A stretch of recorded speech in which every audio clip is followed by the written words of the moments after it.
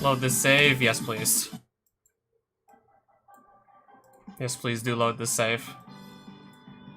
Let's see if Islis drops by. I mean, he wanted me to just continue, well, he wanted me to break my almost 7-month hiatus on Fruit of Grisaia here. And I just honestly want to see where it starts getting really interesting on Michiru's route. I guess if it hasn't already. Newly designated Meow has officially become a component of Michiru's world. In commemoration, the girl bought pricey white meat from some pet food store, and after breaking up into tiny chunks, fed it to the cat in question. Of course, the finicky little beast barely ate half the bowl before turning its nose and wandering off. Michiru smiled happily nonetheless. Even as she complained about her friend's high-class taste, the girl looked deeply gratified. It wasn't an unpleasant little scene. I doubt any objective observer would take me for an average student, but the time I've spent with Michiru recently, I think we may have become a fairly convincing ordinary couple. Even if it is nothing but a game.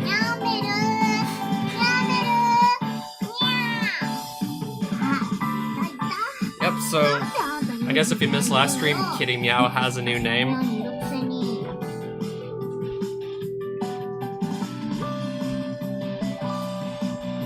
Honestly, I'm probably gonna remember Kitty Meow better because, well, quite frankly, Michiru was shit at naming things. Yuji just straight up told her, said it to her face, "You are shit at naming things." So there you are. What do you think you're doing in Yuji's room? Honestly, you're always hanging around my place except when I need you. Yeah, I wasn't going to cut it, mister. You got that? Hey Yuji, how much do you think Miyama understands what we say? I was reading quietly in my room, but that seems to be at an end. Not only Michiru, but even their pet are now barging in here whenever they feel like it. I don't understand why he comes to my room for the express purpose of fleeing. The animal's a more convincing tsundere than his master ever was. Damn! Did Yuji actually just say that? Hey, are you listening to me? Yeah, I'm listening. Are you asking about this creature's particular capabilities or the linguistic intelligence of cats in general? You know, whatever. Just skipped a piece of dialogue.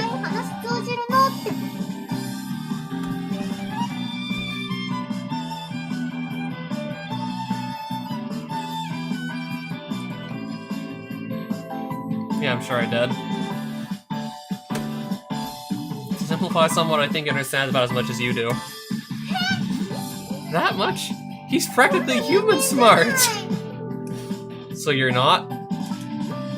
Well, no, I'm a human, so yeah, not what I meant. Well... Huh?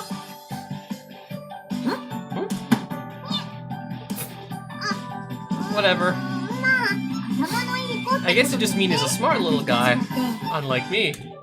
Well, it's impossible to really understand the thoughts of someone you can't hold a conversation with. Even among fellow human beings, the difference in language can lead to pointless conflict. I don't want this whole complicated lecture, I was just asking about Meow Mel. I wasn't trying to be obtuse, it's a simpler question of how we communicate our intentions to each other. Very basic stuff. Yeah, but whatever. Let's just drop it. Her cat's still perched on her head. Michiru approaches me timidly, a frown on her face. Well, honestly not much because I literally just started the stream. We're having conversations about the newly named cat.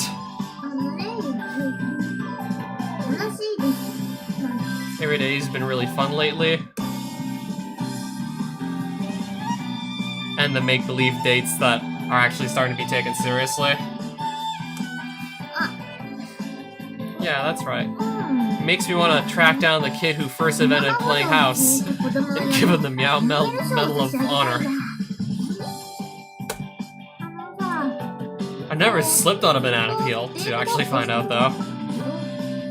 We've been pretend dating all this time, but are we still playing right now? I mean, she says she's pretend dating, but from what I saw at the end of the last stream, she really is in love with Yuji.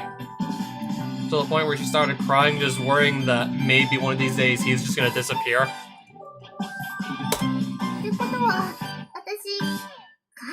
So that means I've sort of come to play at my boyfriend's house or something, right? What extreme? Did you slip and fall on one or something? Not sure I'd necessarily infer that dating someone means they're your boyfriend. Too bad, infer it anyway. So anyway, that means Yuji, you're the guy who invited your girlfriend up to your room or something, yeah? I guess you could interpret it that way.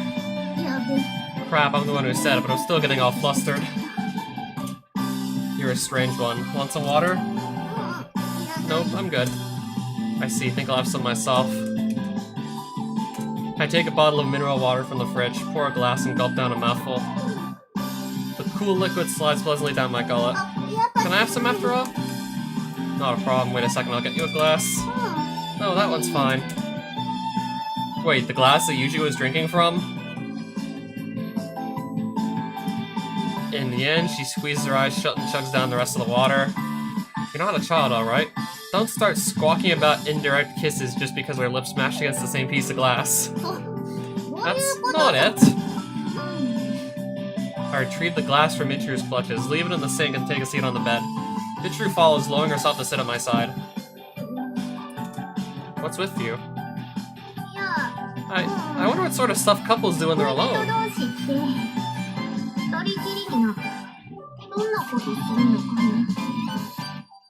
Oh, this is on YouTube somewhere, right? Or any other big, like, social media sites. Guy in real life slips on a banana peel.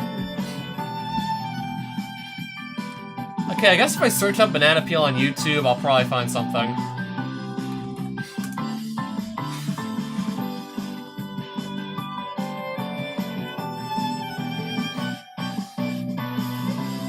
What the hell is this in my recommended? The Vax Burger?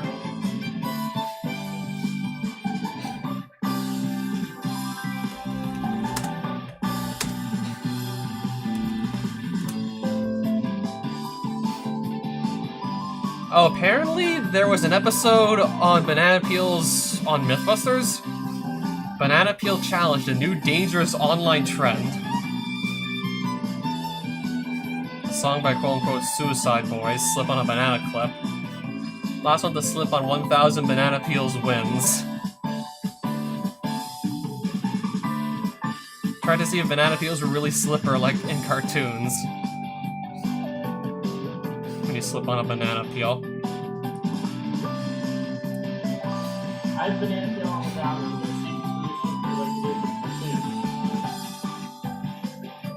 same Sound. I'm a little scared. I'm gonna watch this.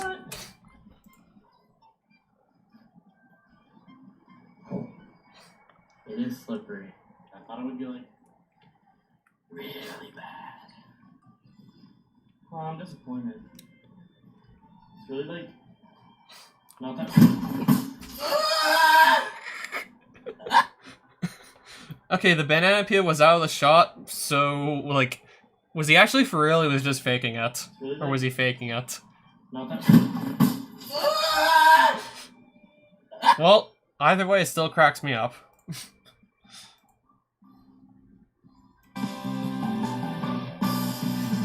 Even if it was being fake, that still cracked me up. Okay. Sounds like it was for real. I guess if you want to watch the video, I linked it in chat.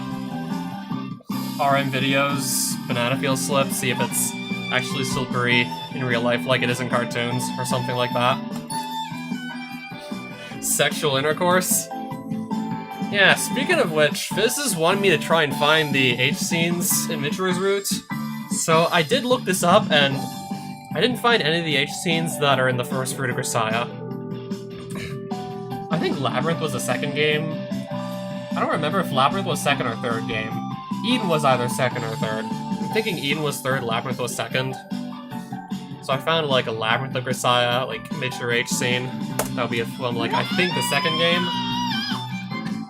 Okay, was Labyrinth second game? Let's see.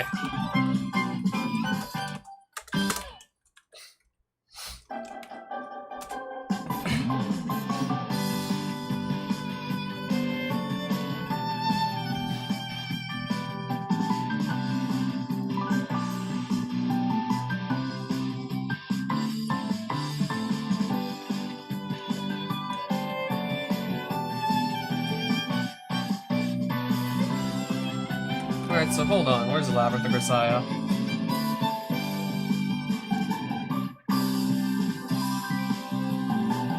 Right Alright, so Labyrinth came out Japan 2012, Eden in Japan 2013, so... Okay, Grisaia was... Well, first was Fruit of Grisaia, then Labyrinth, then Eden, if we're just talking about the games. Alright, so Labyrinth was the second game. Thought I remembered right.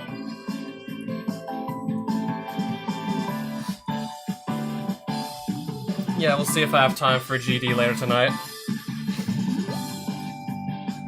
I mean, I think I'd, at the moment, rather just catch up on, like, Miss Fruit of Grisaia streams.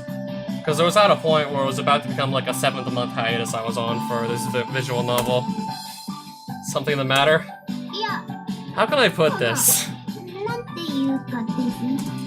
Well, tomorrow likely, if not tonight, I'll go back to Club Step.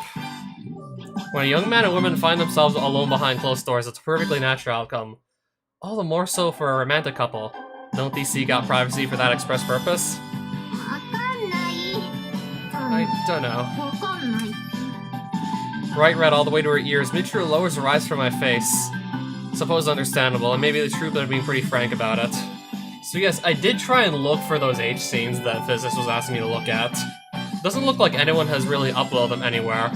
Then again, didn't look that hard. I tried Pornhub, but most of the videos on Pornhub were actually just deleted, like at the end of 2020. There was like the great purge of all unverified content. I guess apparently 2020 just wasn't already a crazy enough year before that. Well, wanna make pretend love? So I did try X videos again. That's where I found the Michiru H scene from the second game.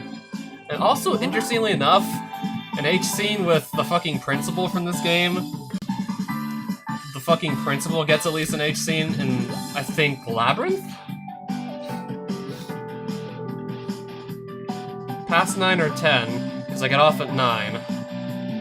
Seems fair. So yeah, there was, like, Chizuru, the principal.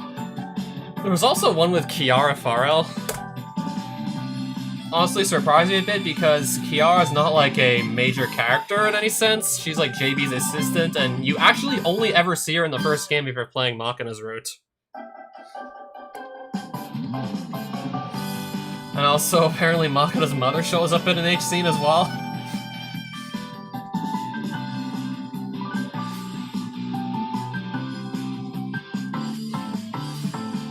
Let's just say that, honestly, at least some part of me wants to see her suffer. Well, okay, maybe holding hands or something? I immediately sees one of Michiru's hands. Okay, done. Anything else? Well, let's see. A little kiss or something? So, oh, all privatized. Either way, we still can't see them anymore. Kiss, eh? Where? On the cheek, I guess, or maybe the ear, a little later on? Or, no, that didn't come out right. Your ears are super ticklish, right? So sort of a little teasing thing, I guess. Are they really that ticklish? I guess so. I guess it really must depend on the person. We're not actually gonna do it, are we? Since it's just pretend and all. No good. Other than that, we could just talk a lot. It'd be fine. I think it'd be satisfied with that. That's not much different from the normal routine, but if that's good enough for you, I don't mind. But,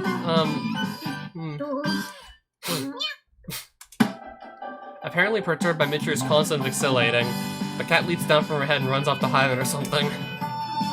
I guess I want a kiss. Oh, really? We're not going to, right? Since it's only pretend? I want to do it. I mean, yeah, we're pretending. It's pretend, but I still want to kiss. Yeah, I thought I did read that correctly, Extreme. Either way, you still can't watch a majority of the videos anymore. Apparently, like, somehow, Narcissa's 1810 Zelda Ocarina of Time speedrun was also on Pornhub. Apparently it was like an original copy of the 1810 run with like, well, at the time it was Cosmo, nowadays Narcissa's commentary. over the 1810 run, which is now apparently also lost to time. But I do feel like I might have found 2 copies of the Narcissa 1810 run of Ocarina of Time on YouTube also.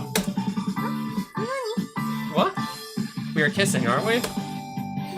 Well, yeah, but already? Right now? Moving kind of fast, don't you think? Here goes. Hold on a second. Squirming inside my arms, Michiru turns her face away from mine. Soon enough, she's made up an excuse. I don't want to get rushed into it, okay? I want to prepare for myself first. I'll wait for you, so let me know when your preparations are complete. Like this? Your face is a little close, don't you think? I'll be returning to point-blank range soon enough anyway. Backing off now would just be a waste of time. Is that so? Fine, if you say so.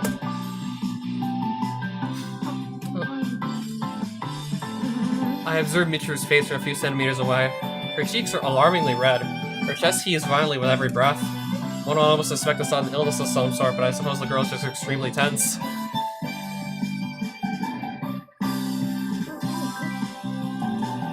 We good to go?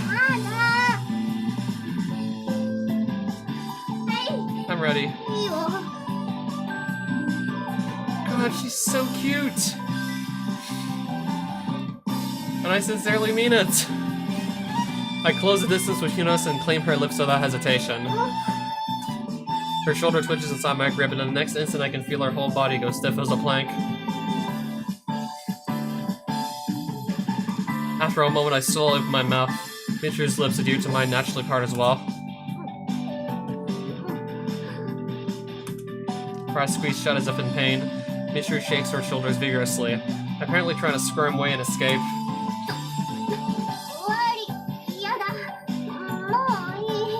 And, well, I've heard of that. I've heard of that site, too. Josu Seem? Or Semi, however that's pronounced. A cross-dressing boy getting to use the thing and the others. Sometimes you can even get a manly man getting, well, something messed up by a trap. It's wild. Yeah, it's wild indeed. I guess when it comes to, like, yeah, that. You can basically find just about anything sometimes.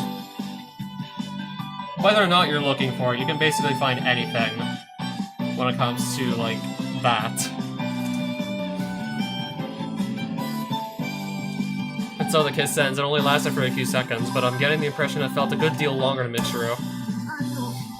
That was a little too intense for your information. I believe kisses between romantic partners tend to go roughly along those lines. I thought you'd just give me a little peck.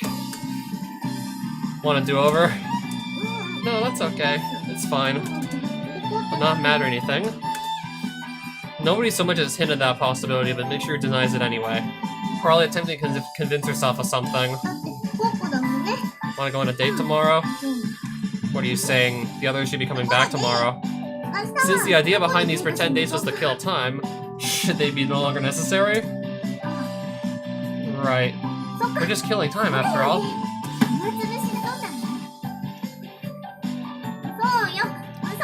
What the heck? What the heck? What's this? Pretty sudden attitude change. Is your tsundere engine started up again? That's right, my motor coil is finally warmed up. We're just killing time playing make-believe, but I guess that won't be necessary anymore. Well, it depends if I ever have seen a femboy. Well, I don't know if Astolfo counts. I'm not sure whether the girl's playing tougher really means that, but she does offer a convincingly ferocious glare. Moderately diverting amusement, Akianvars, but today's the end of that. As of tomorrow, I'm back to my standard inbred tsundere nature. So there! That a fact?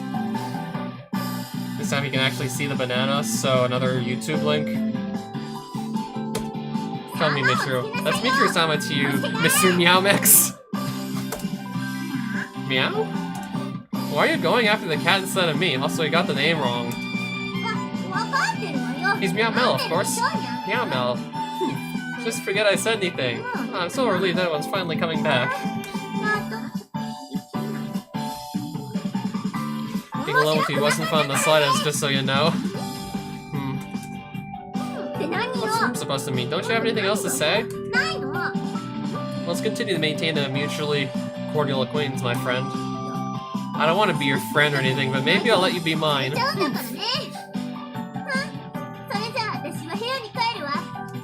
Oh, sweet, thanks.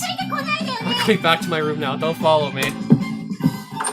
Oh no, I started to really get used to the whole Yuji cross Michiru pairing, and now apparently Michiru is just going back to, well, her tsundere attitude. Apparently she doesn't really like Yuji anymore, I don't know. Or not in the romantic sense, at least. Emotionally, abrupt change in attitude took me slightly by surprise. But I'm fairly sure I only spoke the truth. Our relationship was nothing but a role-playing fantasy found in fiction, not real feelings. I mean, that's the exact reason we were able to be together so easily, wasn't it? I really have a feeling this is going to get messy. I lie down in my bed and heave a deep sigh. The scent of Michiru's artificial fragrance lingers on the tips of my fingers. It's a sweet and gentle smell, pleasant in its own way, but badly out of place in this dreary room.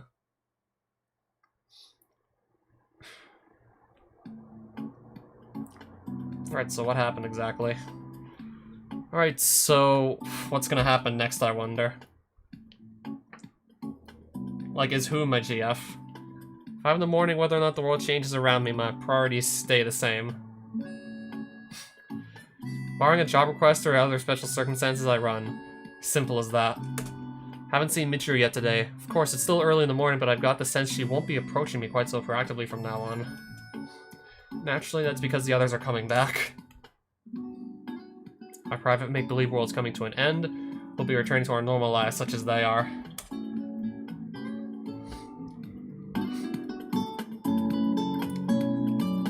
If I wasn't even more in love with another girl, well, another character, then perhaps.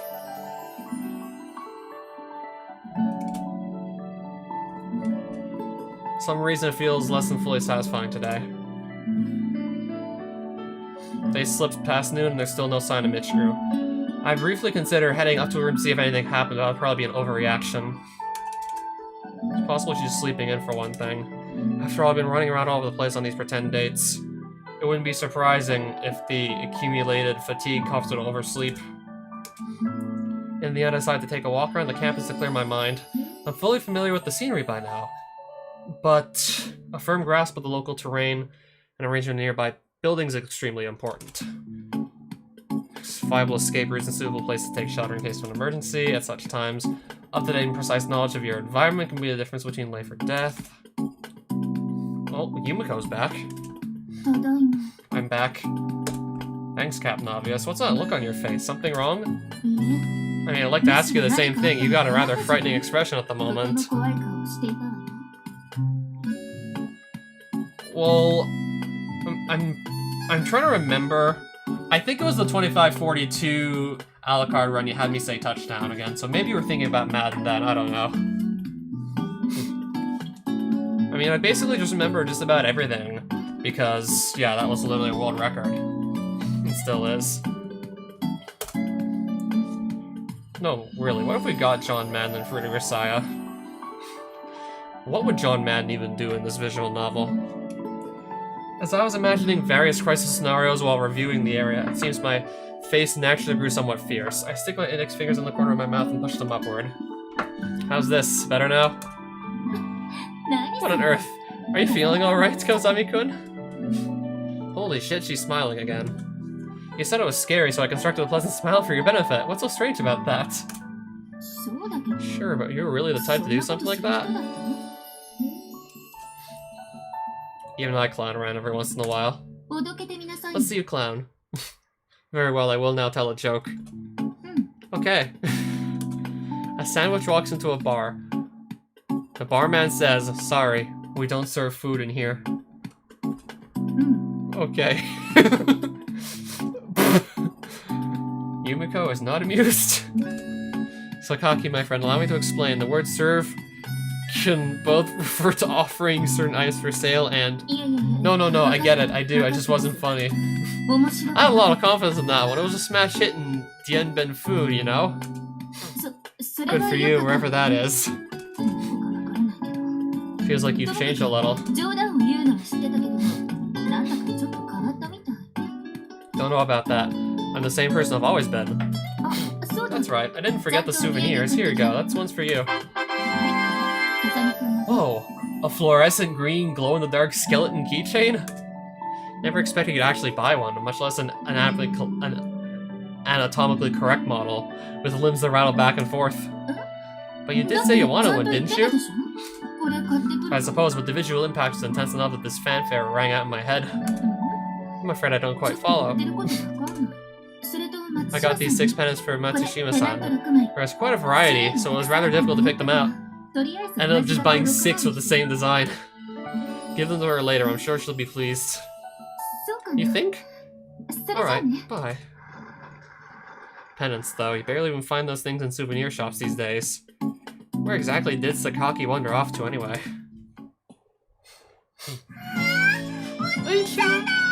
Oh shit, it's Makina! A few minutes later, Makina's voice unexpectedly reaches my ears. Her high-pitched squawking prompts something almost like nostalgia. That must mean Amane's back as well. Yep. We're home! Huh? Come on, Yushi. We finally returned to your side. Quite a long face. Maybe a passionate embrace will make you feel better. Not necessary. I'm satisfied to see you safely returned. That's all that matters. All that matters? Nothing else in the whole world matters at all? I'll rephrase that. I find your safe return preferable to the alternative. Now I get it. Better safe than sorry, right?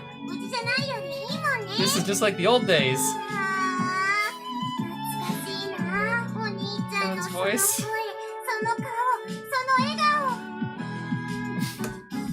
Oni-chan's face. Oni-chan's smile. I don't think I'm smiling, actually. Oh, really? Okay then, show me your pearly whites. I think I'll pass. I tried something similar just now, but it didn't get a very good reception. What? No fair. Show me too, you bum. Alright, enough of that. Amane, my friend. Were you able to enjoy a satisfactory period of rest and recreation? Amane answers while lightly smacking her own shoulder in a show of wariness. More or less, yeah, but it's summer and all, so there were a ton of festivals going on back home, you know? And Makina kept dragging me along to every single one. I mean, come on. Festivals are pretty sweet, right? Of course you wanna go. They got grilled squid too. She bought all this food and barely ate a thing, same as it ever was, you know? When you're with Makina, it barely even matters where you go, it's all the same tune. That's right. Want some grilled squid, Oni-chan? It's 4 days old, but I hung on to it. Figured it might still be edible. Okay, I really wouldn't. Pretty sure it's gone bad by now. Not to worry, I wrapped it in aluminum foil, see? Should be fine. Makina went out of her way to bring it back, so I suppose I'll take a bite. Surely a very small amount can't do that much digestive damage. I really think you shouldn't. Hey, what's all this? You people are so noisy.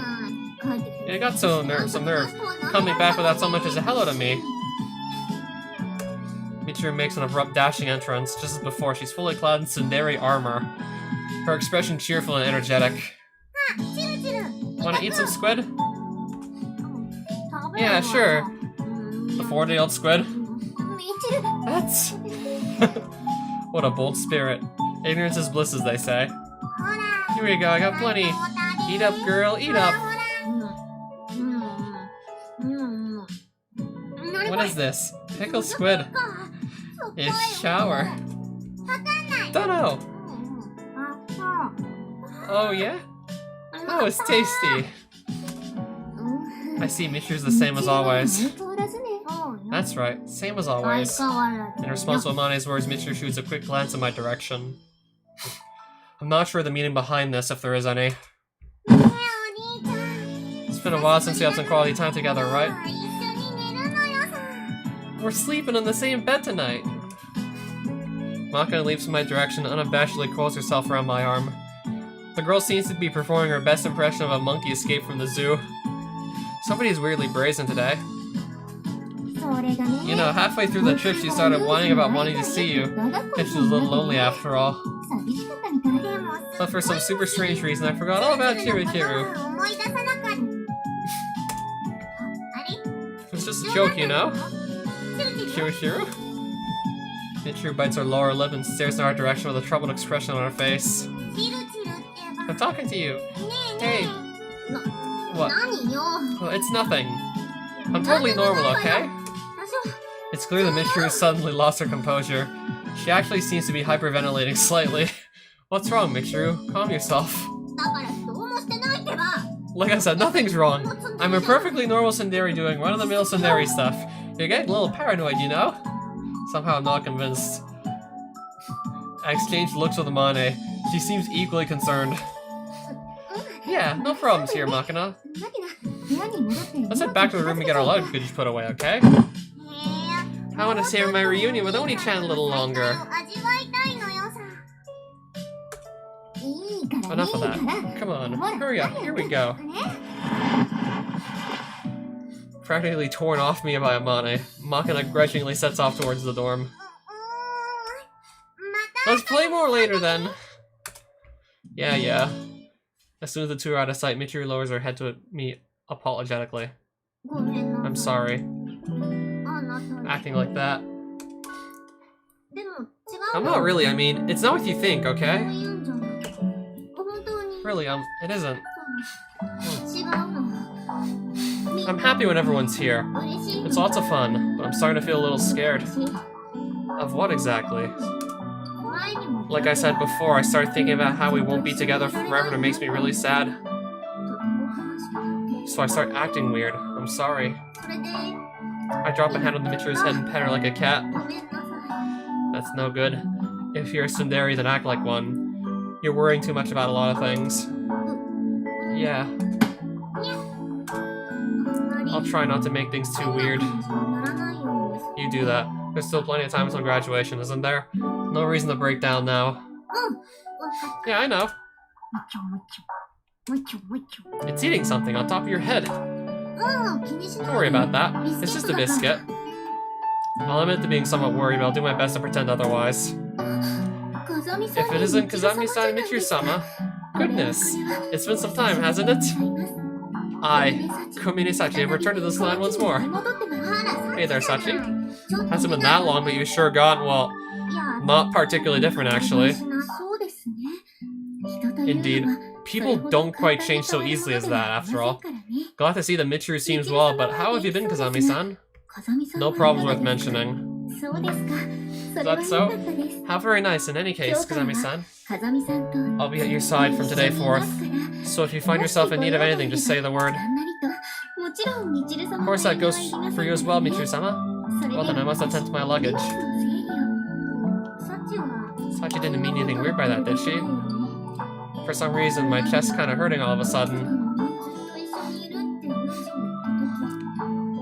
When she said that thing about being with you, I got this little stab of pain in my heart. What's with that? Don't ask me, I'll probably be back to normal soon enough. Yeah, you're right. I'm gonna go rest in my room for a while. I don't feel that great. Matsushima-san? I got you souvenirs. Sorry, I'm gonna go lie down for a while. Could we do that tomorrow? Really sorry. Wait, the penance! My apologies, but Michiru seems to be under the weather. Save those for next time, alright? But the pen... Yeah. Our normal lives are pick up where they left off 2 weeks ago, with all the students back in the dorm. So I'd like to say, but it's just as I feared, things don't quite go so smoothly. When Michiru spends time with the group, she's quiet and gloomy. Even the perpetually oblivious Makina has caught on, leading to tactful comments such as, "You're acting weird lately, Chirichiru." From what Michiru's told me, the source of her distress is her belief that everything ends eventually. Personally, it strikes me as pointless to worry about such things, but the girl's clearly suffering in her own way. Our anxieties and fears are personal things. It's impossible for others to ever fully understand them. As the girl grows increasingly unstable, the other Michiru has begun to appear in her place much more frequently. She seems, to put it lightly, somewhat concerned about the situation.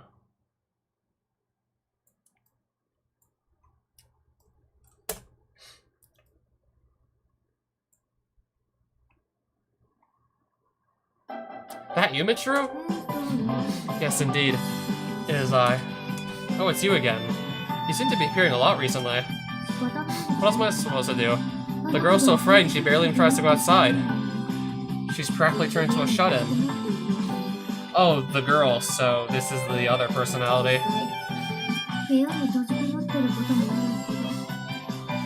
That's no exaggeration, she really does spend most of her time locked up in a room with that cat. What's it called again? Meow-mel. Right, she does nothing but lie around in the room playing with that animal. Seems like she's trying to avoid you, among other things. Me? Why would she do that? Oh please, I think you know. The girl's scared of becoming dependent on you. She's keeping her distance out of fear that she'll eventually lose you. Not unusual for an adolescent, but her case is a little extreme. So is there something I can do about this? Let's see. After briefly thinking it over, she answers in a careful, deliberate tone. I think it'd be best to take her to a hospital. She's irrationally anxious, and nobody's really capable of comforting her. Sounds like a pragmatic approach. Even if you were to vow your eternal love and sign an oath in your own blood, so long as there's no absolute proof that promise is real, that girl won't have peace of mind. That said, we can't exactly spend a few decades waiting for her to believe you'll stay with her forever. In these days, we have plenty of respectable, competent psychiatrists, I see. Oh yes. Well, that's not all I had in mind. I want to get her a thorough medical examination. There might be something else that explains this. Either way, Michiru's not gonna like the idea. What else are we supposed to do? Lured by the sound of her voices, the black cat pops up out of nowhere. After taking one look at Michiru, it pauses in confusion and quickly retreats. For the time being, I have a fairly serious request to make of you. I want you to keep a careful eye on this girl. Make sure her condition doesn't deteriorate further. I guess that might be warranted at this point. With those words, I turn and leave. The girl's arguments seem reasonable enough, but it's unsettling to take advice from someone I still know so little about. Who or what is she, anyway? I can speculate, but the answer's beyond my grasp. The more I try to fit the pieces together, the more of a scrambled, confusing mess the board becomes. Later that same afternoon, there's a knock at my door. I'm gonna go and just drop a save right here and now. Broken biscuit. It's fine, come in. Is it Michiru? I wait a few seconds, but the visitor makes no move to enter. I stand and proceed to open the door myself. Unsurprisingly, Michiru is standing on the other side with a dismal look on her face. What's wrong? You stopped by for a reason, I assume. How about coming inside? Yeah. The girl was barging without warning only a few days ago, but things have changed. It's as if Michiru walked her through a rain shower. Her shoulders are slumped, and you can practically see the melancholy dripping from her bangs. Retiring her Ramoon candies from that shark pouch of hers, she tosses one after another into her mouth. Perhaps the girl's trying to energize her brain with a rush of glucose, but this still seems somewhat excessive. You're going to give yourself diabetes. Thin people aren't immune, you know. I'm not. It's just a little sugar to help me calm down, okay? Let me alone. Michiru looks up at me with bloodshot eyes, seemingly waiting for me to say something. Unfortunately, I have no idea what she's expecting. If you've got something to say, then spit it out already. Want to go on another date?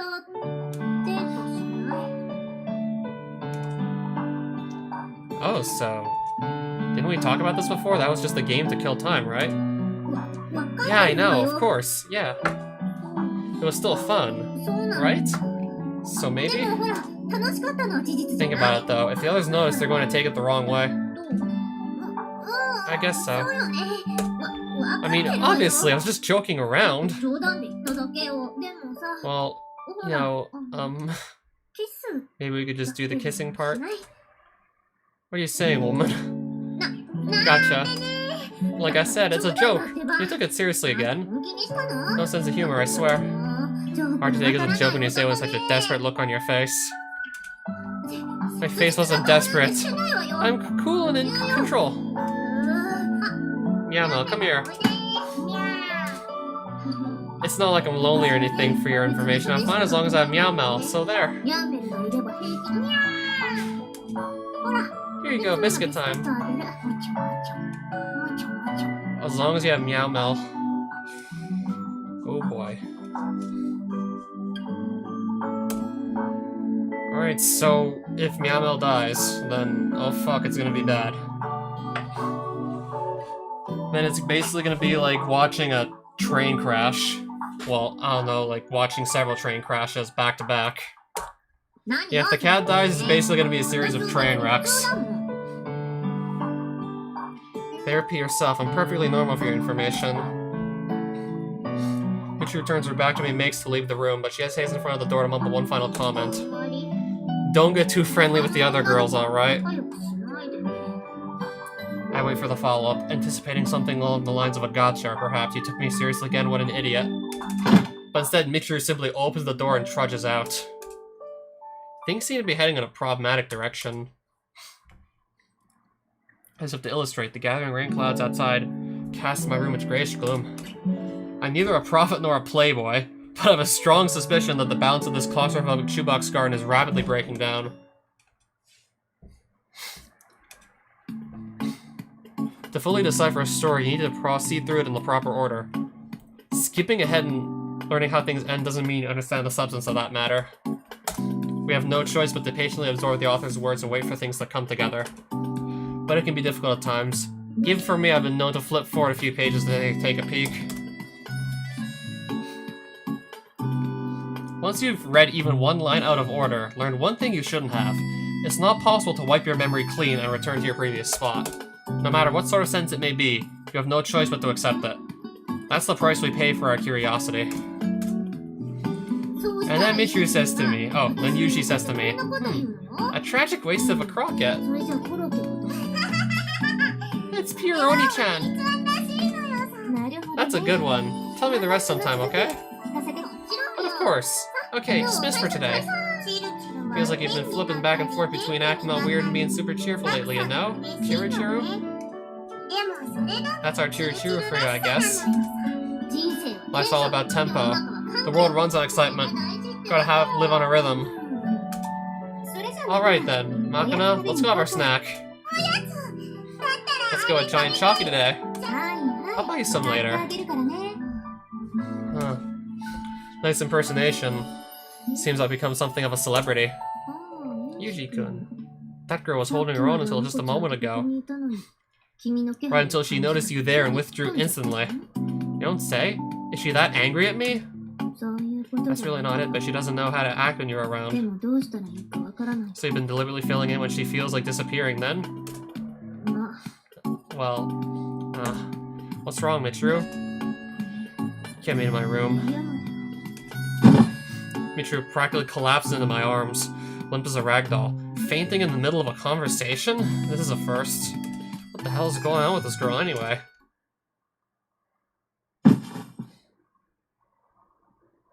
I carry Michiru to her room and lay her down on her bed. Although I only expect her to be out for a while, only a few moments pass before she groggily sits up. It'll probably take a few moments for her to fully regain consciousness, but at least she appears to be alright. Unfortunately, the girl who woke up appears to be the Michiru I know best. You alright? Look at the light. Yeah. I checked the reaction of her pupils with my pen light, but can't find anything out of the ordinary.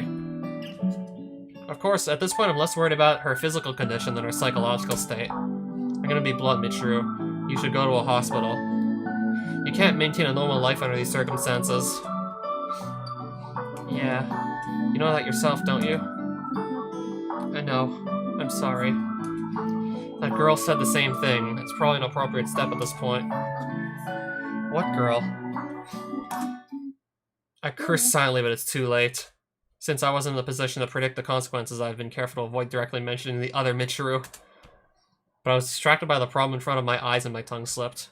Now that we've reached this point, coming up with some half-assed lie would probably be counterproductive. Instead of trying to bluff and answer honestly. She's the other you. The other me? Michiru slowly raises a hand in front of her face and sits there staring blankly at her palm like a wind-up toy that's run out of spring. A part of me wanted to believe that was just like sleepwalking. You know, getting up and drinking a glass of water in the night. I wanted to think I was just doing all this stuff unconsciously. I knew all along that wasn't it. After a certain point, she started coming out every once in a while. It's clearly a different person, right? There's definitely someone else entirely inside of you. そうだよね。 Yeah, so that's basically a DID, isn't it? そうなんだよね。 Yeah, I think that's dissociative identity disorder. わかる。 I mean, I've talked to like a guy on Discord who has that. You've talked with her? 話したの。 Well, these days, like, I think she's a she now.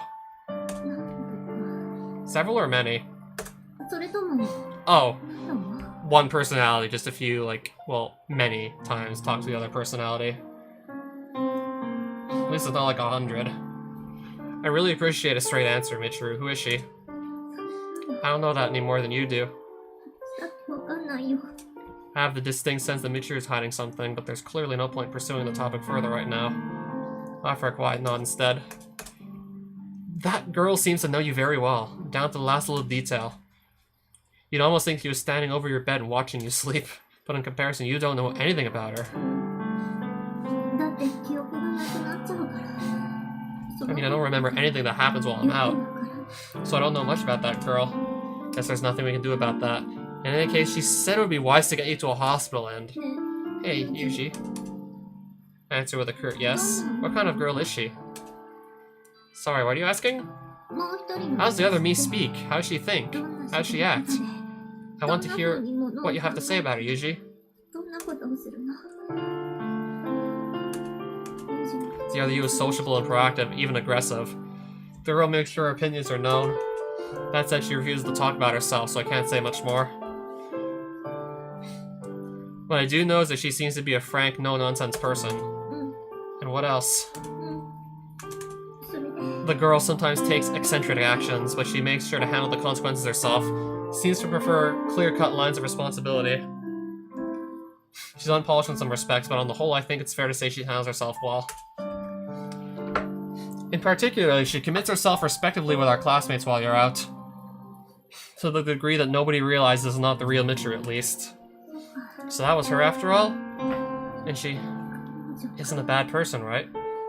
For what you've seen of her? その子は Not sure what standard you want me to judge her 悪い against, 子じゃないんだよ but I don't think she's a heartless sociopath. That said, I know very little about what she's really thinking. 私より上手に生きれるんだとしたら If she's that much better at everything than I am, maybe she should just take my life over full time. ずっとした方がいい Hold on, we shouldn't be thinking about anything like that. If this is some sort of illness, we need a qualified doctor to call the shots. Although I keep it to myself, a certain proverb does occur to me. Two kings can't live in one country. It's all so complicated. I don't really know what I should do. But for some reason, there's an oddly relieved smile on Michiru's face. It's the expression of someone who had a wad of gum cleanly peel off the bottom of a shoe by pure chance. 次の質問 Different question. Yuji, do you like that girl? ユージはその子のことを If I feel animosity towards her, then... 違うよ No, that's not what I'm talking about. Do you like her as a girl? 女の子として I haven't been looking at her in that way. Difficult to answer. じゃあ分かりやす If く that girl 言えば kissed you, would you hate it? その子 That's what I'm asking. どうしてきたら I wouldn't shove her away. ってこと But that's about all I can say. I recall my first definite encounter with the girl in question when she did in fact abruptly kiss me. She justified it as the curiosity of someone without romantic experience, but in retrospect that seems like a strange excuse. So in other words, you wouldn't hate it. つまりそれって Oh 嫌じゃ fuck, ない we might have said the wrong ってことです thing. ね Hold on, Mitch, is there some point to these questions? Wait a second. Yuji, you said... ユージ I kissed you first, right? キスした Hey, って言ってたぞ Was that the other me? You kissed her? もしかしてそれって Oh fuck, is she not gonna take this well? キスしたってこと The girl's normally about as sharp as a pile of bricks, but she hones right in on the problematic points. What a pain. That's right, I suppose we might have kissed. Wasn't on my initiative though, the girl suddenly pushed her lips on me. そうなんだ No kidding. So what I thought was my first kiss wasn't, 私が really. キスだと思ってたのにそうじゃなかった Michiru slowly traces her mouth with the fingertip as she speaks. Probably doesn't even realize she's doing it. As her finger passes back and forth along her lips, her previously clear face begins to cloud over. A deep wrinkle forms in the middle of her forehead, resembling the footprint of a bird in fresh snow. 前に When I was depressed that one time, you came to comfort me. 慰めに来てくれ But you said I told you to come. たそれもそういうこと Was that the same deal? Something else the other me asked you to もう do? 一人の私に言われたって That's right, it was. So that's it. Talk about embarrassing. I 慰めに kind of wondered if it might be something like that, but I guess I was too happy about you coming to cheer me up to worry about it. What about the dates? When you agreed to date, to pretend date me, was that? 私と I agreed because the idea of playing house with you didn't strike me as objectionable. Oh. But to be fair, the girl had asked me to date you beforehand. Oh. I don't want you to misunderstand what I just said, so I'll clarify it. I didn't play house with you because that girl told me to. It was entirely my decision. そんなこと言わ I れて still don't get it. わかんないよ I mean, that girl told you to, right? なんでデートして I don't understand any of た this. んだろう Why did she even ask you to date me in the first place? She claimed to be asking because you'd fallen in love with me. That's それ incredibly すっごい embarrassing. 恥ずかしいじゃん Eh, それ Does that mean all my feelings go straight to that girl? 全部 It's just what she said to me. その子にってこと Your feelings are something only you understand for sure. そうだけど Well, yeah. でも But I mean, I really do love you, 実際 Yuji. に好きなの I figured as much. I think getting that scared over losing him forever should have, like, just told anyone that. I think pretty much any of us with half a brain should have been able to pick up on that. I try to answer I see, but the words don't manage to escape my suddenly hoarse throat. ああも I'm gonna go nuts. うだって It 今 means she must be listening to this conversation too, right? ってことでしょその子は And that girl gets along with people better than me. She can have real conversation with you. She was even brave enough to kiss you. そうでこんな I can't compete with a girl like that. 私かなわないよ Michiru seems ready to cry at any moment. I head to the sink, fill a glass with water, and quietly hand it to her. She accepts it with a muted thank you, but doesn't drink. 私が今までずっとやってきたこと There might not have been much of a point to everything I've been doing all this time, huh? ほら No, like I said before, I wake up and all of a sudden my life's going better. 気がついたら全部がうまくいくようになってそれで That's all because of the stuff she's doing, right? 全部その子がやってくれてたわけでしょ In that case, what's the point of me even being here? その子が私よ If り she's that much better than me, why do I even exist? At the end of this long cascade of words, Michiru heaves a brief, heavy sigh, as if reaching command to breathe in some invisible musical score. 私ねユージとデートでき I て was really happy I got to すごく date 嬉し you. かったんだ And I thought that kiss was my first too, but I had it all wrong, I guess. 初めてのキスだと思ったんだでも全部違ったんだね I look like an idiot now, don't I? 私 Not from where I'm standing. Don't worry about it. 気にするよ Of course I'm worried. すごい気にする I don't even know どう what し to ていいか do. わかんない The black cat wanders into the door and twines around Michiru's lower legs, but her expression remains stiff. ミャンメルと初めて Even when I met Miyamo for the first time, when I discovered that place I love so much, it's not like I found them on my わ own. けじゃなくて She led me to them, didn't 導 she? かれたって私何もできてないね I can't do anything, can I? I give up. Sorry, Miyamo. I can't do this right now. I just give up. ちょっと Leave me alone, Miyamo. The cat rubs up against Michiru's feet persistently before finally realizing she won't be dispensing the attention it's looking for. Oh man. God damn, my heart hurts just listening to this girl be as sad as she is. God damn, my heart hurts. It leaves the room in evident disappointment. It's almost like watching a shadow of its own will break free of Michiru's body and escape. ユージごめん God damn, this hurts. 一人で I really do want to be alone for a while. 私 I never really liked her, you know, but right now I don't even know what to think anymore. でもこんな風になったら Right, so did we just, like, fuck up by mentioning the other girl? Should we just simply never said anything? After silently patting Michiru's head a few times, I obediently leave her room. And then I guess we wait for shit to really hit the fan. Okay, I'm just gonna, like, say right now, I almost cried. Not afraid to admit it. Like, if anyone else playing this was about to cry, also listening to Michiru's, like, I give up, completely defeated expression, then I don't fucking blame you at all. I can't blame you one bit if you are about to cry, also just playing through this and then hearing Michiru say those things. Like, I wouldn't be able to blame you at all either. Well, it's still raining. Trying to call Miyamo's name, but it's as though my throat has grown rusted. My voice is wiped out by the sound of the falling raindrops. I'd expected the rain to linger, but it vanishes with surprising swiftness. Before I know it, the sound of raindrops against the window disappears, and the cicadas emerge from their hiding places to join the vigorous chorus of chirps. Sunlight streaming in from the window is so bright, it almost feels like the dismal little scene in Michiru's room was all an illusion. But I'm definitely gonna remember that, though. Yeah, to think this was a person just running around acting like a cheerful idiot for, like, basically most of the game. And then we see that side of her.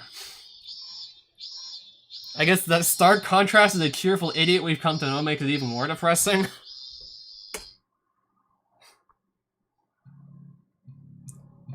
Oh, this song's back.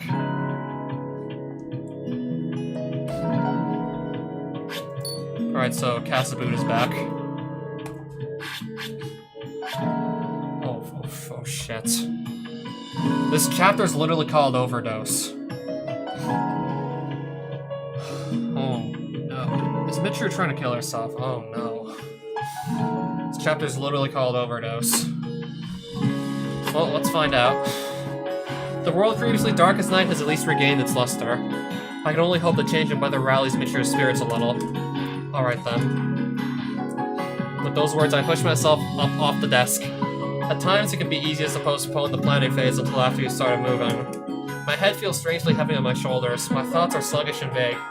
Unless I verbally spur myself on, I don't think I'll manage to take even first step forward. Alright then, what next? I speak again, trying to get into gear, but my wheels can't find any traction. Well, sometimes it doesn't come easy. I continue speaking my thoughts aloud, but my strangely flat words evaporate into the muggy air. Seems like this technique just isn't going to work today. But fortunately, the deadlock's broken from the other side. I stand and quietly open the door.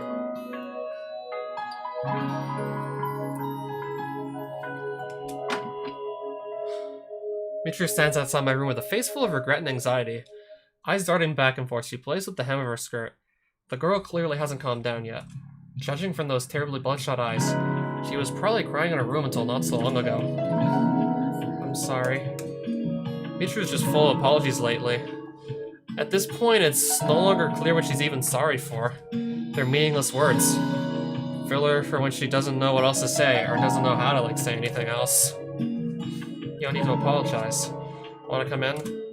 Oh my goodness. That's okay. I really don't know what to do next. I'm not irresponsible enough to tell you it's not a problem, let alone don't worry about it, but right now you're too upset to think. Maybe I should pet that cat for a while until I feel a little better. You're right. I was thinking the same thing. Did Meow Meow come to your room, Yuji? He's not in here. I saw him heading out of the school a little while ago. And maybe he's there. I'm gonna go look for Meow Meow.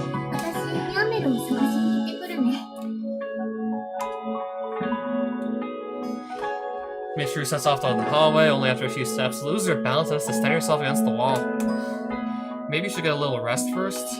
I mean, I was mean to Meow Meow before, so I gotta apologize right away. I'll give him some of these.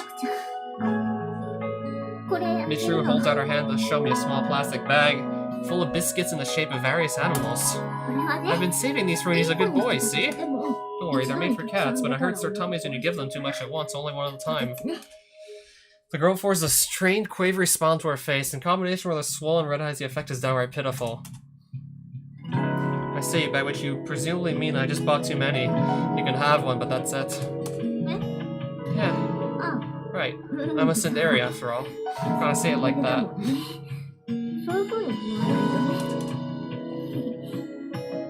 I'll come too. I can't leave you alone in this condition.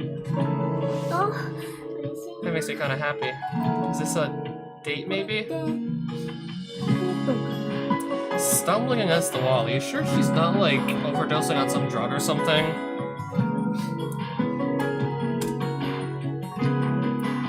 I think the term search and rescue operation is more appropriate.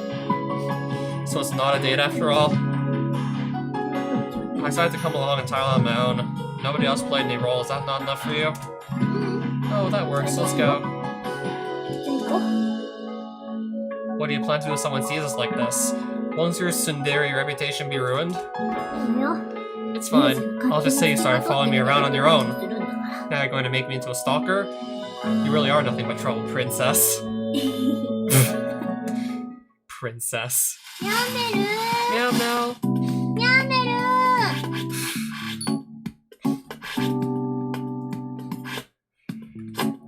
It's either gonna end up going really well or really, really bad. This could get really ugly. Looking around the area restlessly, Michiru calls out the cat's name again and again. Probably wasted effort. I think I'd be able to sense his presence if he was hiding around here. I saw him running toward the road, so he probably left the premises for a while.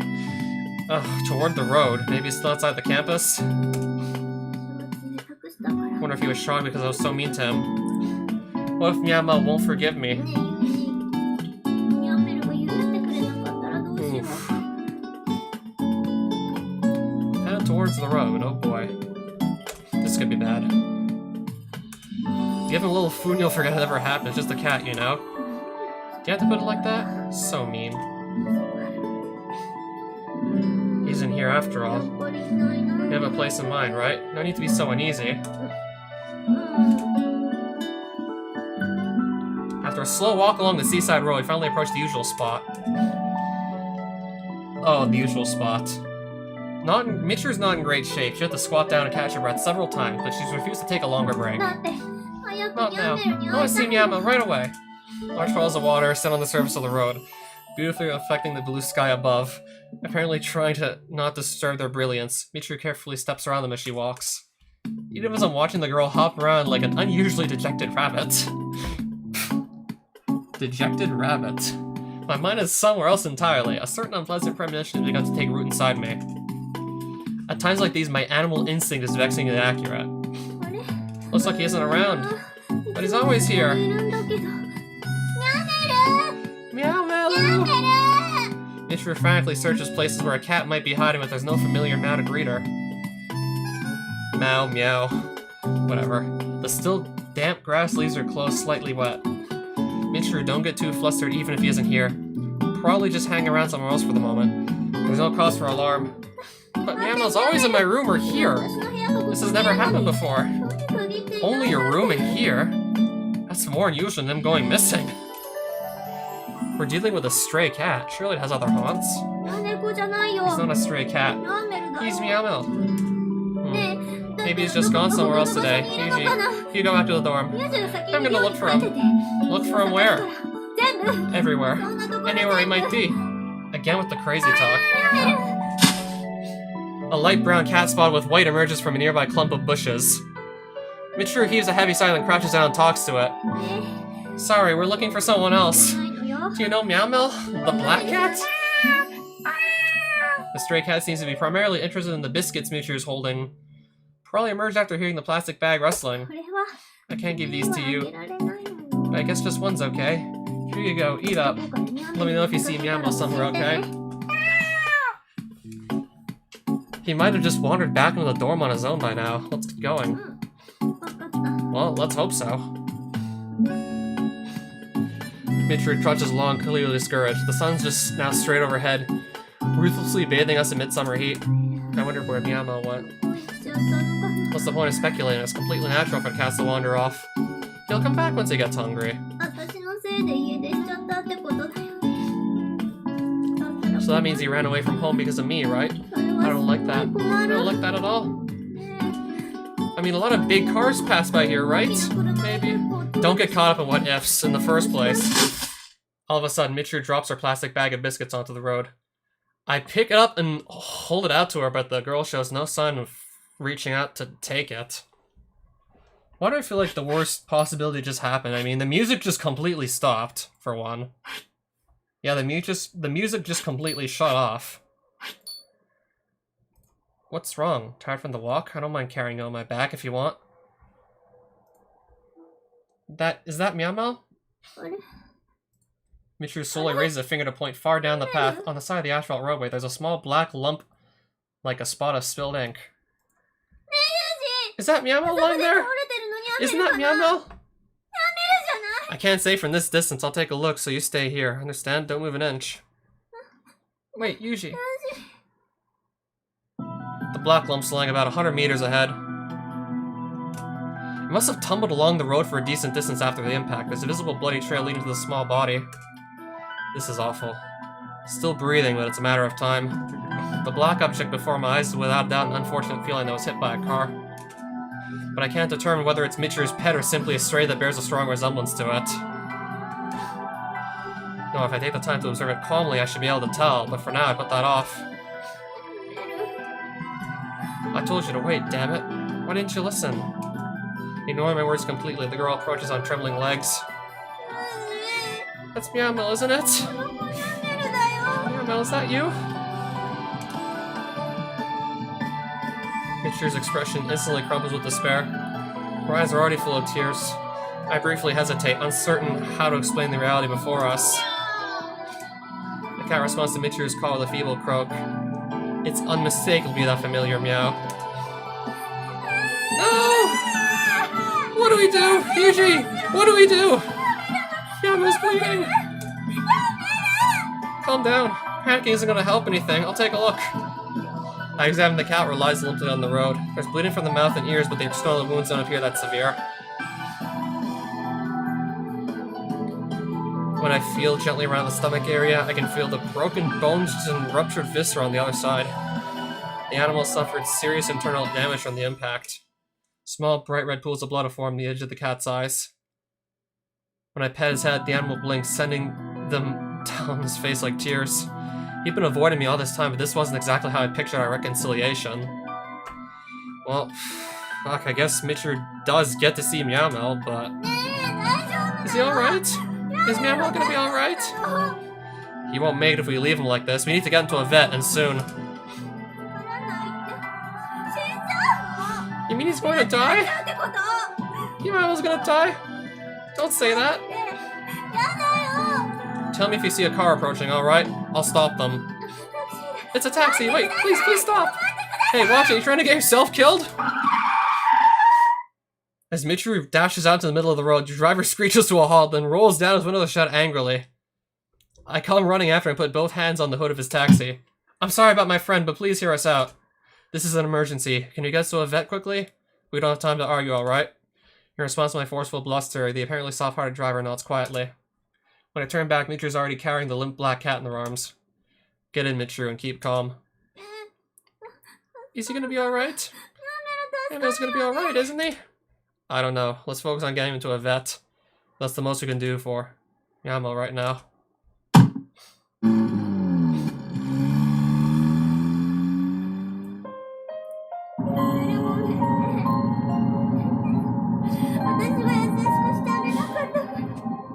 からだよね。だから家出しちゃったんだよ。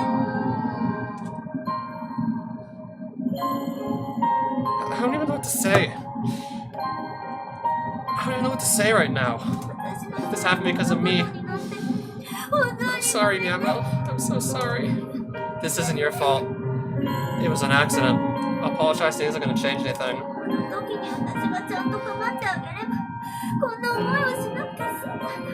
But if I'd just given him a little attention back then, I wouldn't be feeling like this right now. We could have stayed together much longer. Large teardrops tumble down Michiru's cheeks and fall into Meowmel's face. The cat lying there like a tattered old carpet is slowly covering the mixture of tears and blood. I know, Yuji.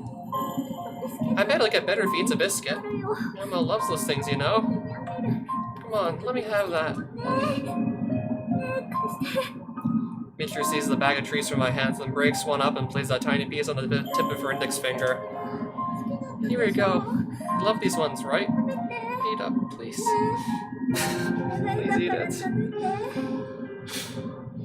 Meowmel tentatively sticks out his tongue and licks Michiru's finger several times. The fragment of biscuit on her finger quickly grows sticky and red with his blood. Meowmel's eating it, right? He'll get better, right? He's gonna get better now, right? Distorting the truth would be easy enough, but what's the point? My lies can't dull her pain, much less save that cat. I offer them both a sincere answer. Are you just gonna straight up tell her that it's hopeless? Fuck, I don't know what would be worse at this point. Trying to just, like, get her hopes up? Or just straight up crushing them? I mean, like, trying to get her hopes up just to, like, let's say if the cat dies anyways, just crush them even harder. Like, if you lift up a glass and you drop it from a greater height, it's just gonna break harder. Hug him, Michiru. That's the only thing you can do right now. Why are you talking like that, Yuji? Like, he won't make it! Yamo's getting much better already, see? Look, see? His eyes are shining.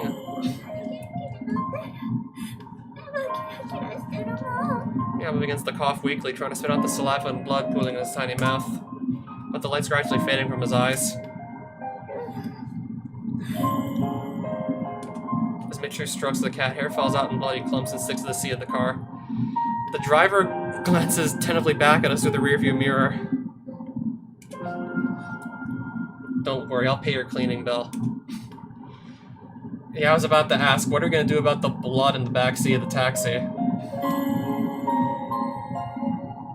I reach out and gently rest a hand on Miyamo's body. His convulsions don't seem to be getting any better. There's no longer any room for wishful thinking. It won't be long now.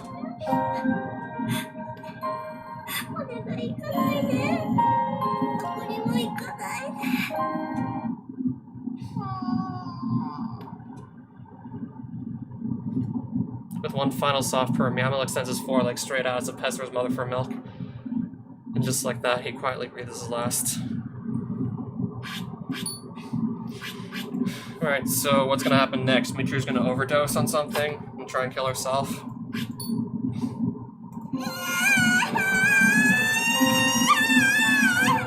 Michiru must have felt the very instant that tiny life disappeared inside her arms. Trembling violently, she looks over me with bleeding eyes. I shake my head slowly, but she nonetheless presses her lips against the cat's bloodstained mouth and tries artificial respiration. It doesn't go well. In the end, she hangs her head and breaks into hysterical sobs.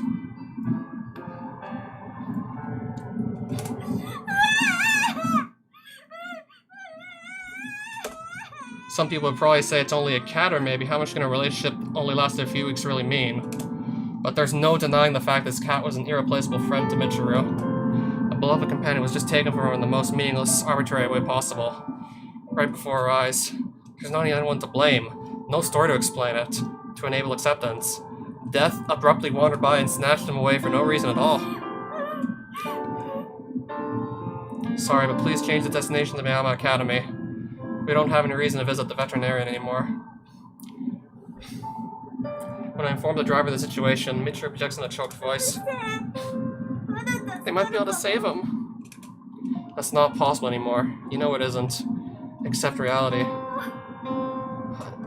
I understand you don't want to believe it. There's nothing we can do.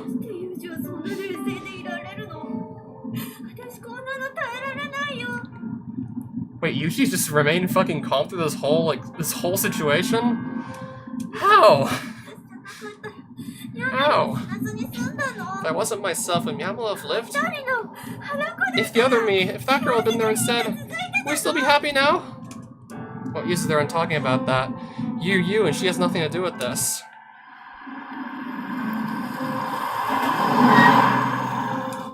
We're getting out. Let me have the cat. I'll take care of it. Don't talk like that. This is Miyamo, we know. We named him together, remember? Just get out of the car, alright? This isn't the time to throw a tantrum. Why are you so calm? Wasn't Miyamo important to you, Yuji? It's because I gave him a name, isn't it? I shouldn't have done that after all. I never should have let him be my friend. I can't take this anymore.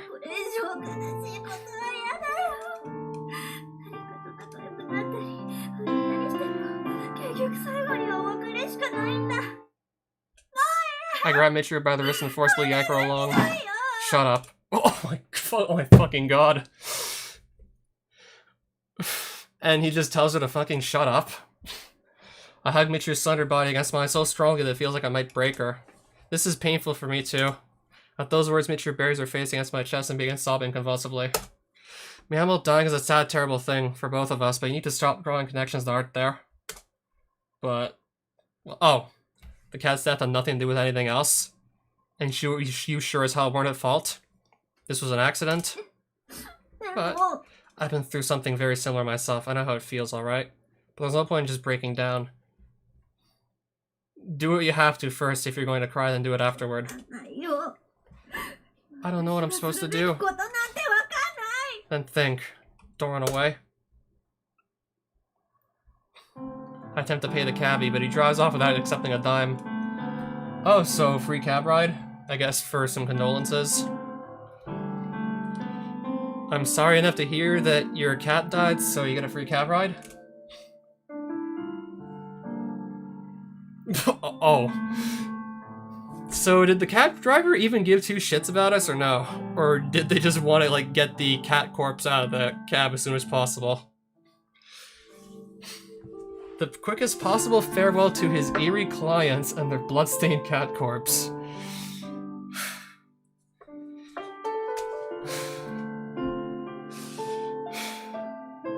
I'm trying to imagine what must have been going through that cab driver's head as all that played out.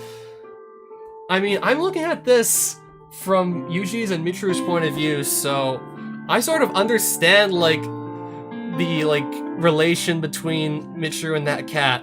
The cab driver must have been, like...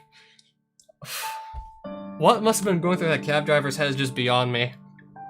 First things first, they must have not really had much of a clue as to what was going on. They might have been like, okay, is she really grieving this much over just one cat? But... okay, I guess especially if you see even more of Michiru's backstory, then it's really gonna make more sense. Well, why do we feel like that cab driver will never truly know just how much kitty meow, whatever you... kitty meow, meow meow mentor. You're strong, Yushi. And smart, too. So you can say things like that. But I'm stupid. Even when I do think I don't get anywhere. Michiru hugs the cat's body tightly, showing no intention of letting go anytime soon. She seems to have accepted the reality of its death, but clearly has no idea how to cope with it. That's not a stuffed animal in your arms. You can't hold on to it forever. I know. Let me take the cat. I won't treat him badly. After a long internal debate, Michiru finally hands me the cat. Thanks to the summer heat, fluid has already begun to ooze. Okay, I didn't want to picture that. The girl or the cat? Either way, I didn't want to think of that. The girl's clothes are soiled. Even so, she pets his head numerous times, clearly reluctant to part.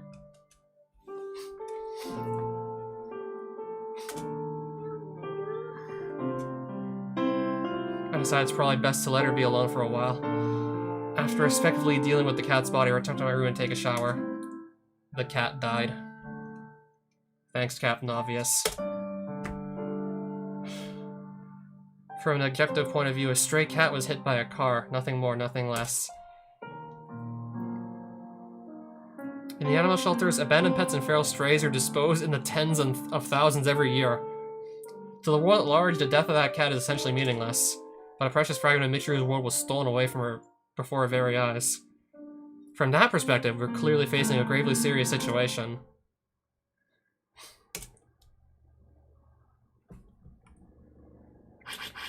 Okay, let's hope we don't find her, like, dead on some drug or something. Okay, please don't tell me she's, like, dead on ibuprofen or something. She may have managed to calm down a bit by now. I head to the girls' room and check up on her. It's me, I'm coming in. There's no answer. I open the door immediately, but pause for a moment before entering as if expecting the cat to suddenly poke his head into the gap. This despite the fact that it disposed of his body only a few minutes ago. Ridiculous. Again with the darkness, let's start by making things a little less. Halfway through the sentence, my breath catches in my throat. Michiru's crumpled awkwardly on the floor, almost as if she's fallen out of the bed. There's a fine white froth around her mouth. Numerous containers of Remoon candy light scattered on the ground around her. I've been slightly suspicious about these for some time now, but it's now obvious they're in fact some kind of medication. Okay, Yuji. How did you mistake candies for medication? Aren't you like some secret agent? Yet you can't tell the difference between candy and medication. What the shit? Well, I was worried this was gonna happen. The chapter being called Overdose, and then in that same chapter, Meow just fucking dies.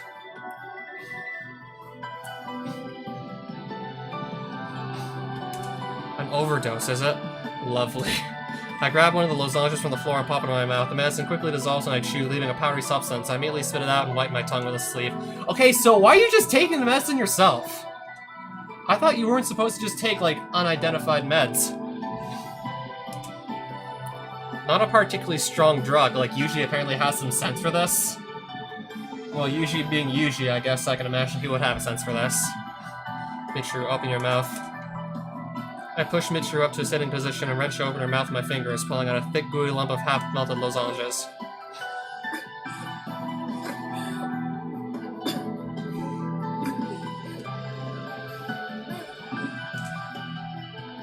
Pipe down.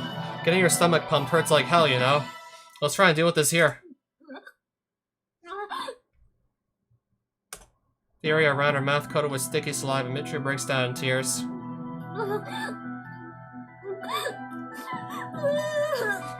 You did a stupid damn thing just now. Expect a proper scolding later. There's no need to try and bear everything all by yourself, understood? I'm here.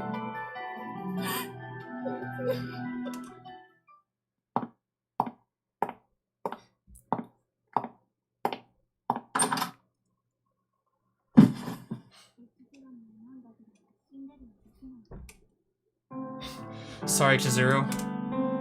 You should be. We somehow managed to handle this particular incident internally, but this is a very serious problem.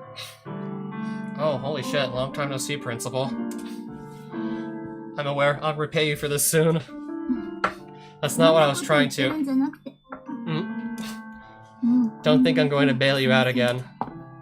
It's alright, Michiru. You can sleep a little longer. Please don't tell me she's fucking gonna die, too. I was deep in a dream. A peaceful dream, free of troubles. I no longer even want to go back to the world I left behind. But I knew that I would wake up soon enough, so I was afraid. More than anything else, terribly afraid. More than anything else, I was terribly afraid. Maybe she just wanted to avert her eyes from reality for a brief moment. Maybe she wanted to make a permanent escape from this claustrophobic box. Nobody knows Michiru's reasons. I can speculate endlessly, but it won't get me any closer to a definitive answer. Might even be that girl herself has no real explanation. Self-destructive behavior isn't going to change the world around you. Your pain won't make time run backward. Reality isn't going anywhere.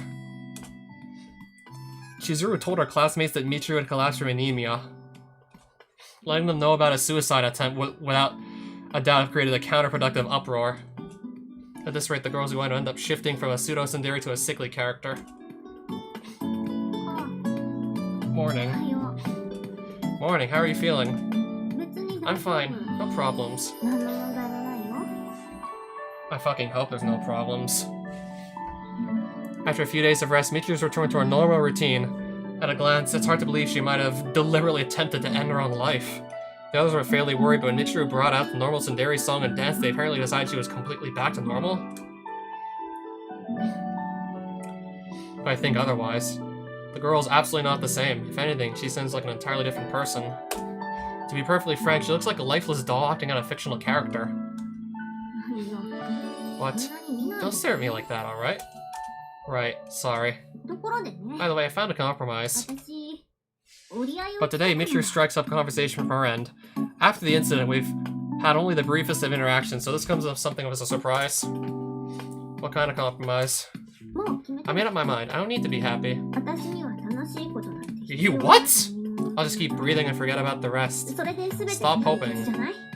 That should fix everything, right? That doesn't strike me as much of a solution. It's like closing your eyes and covering your ears when the debt collector knocks on your door.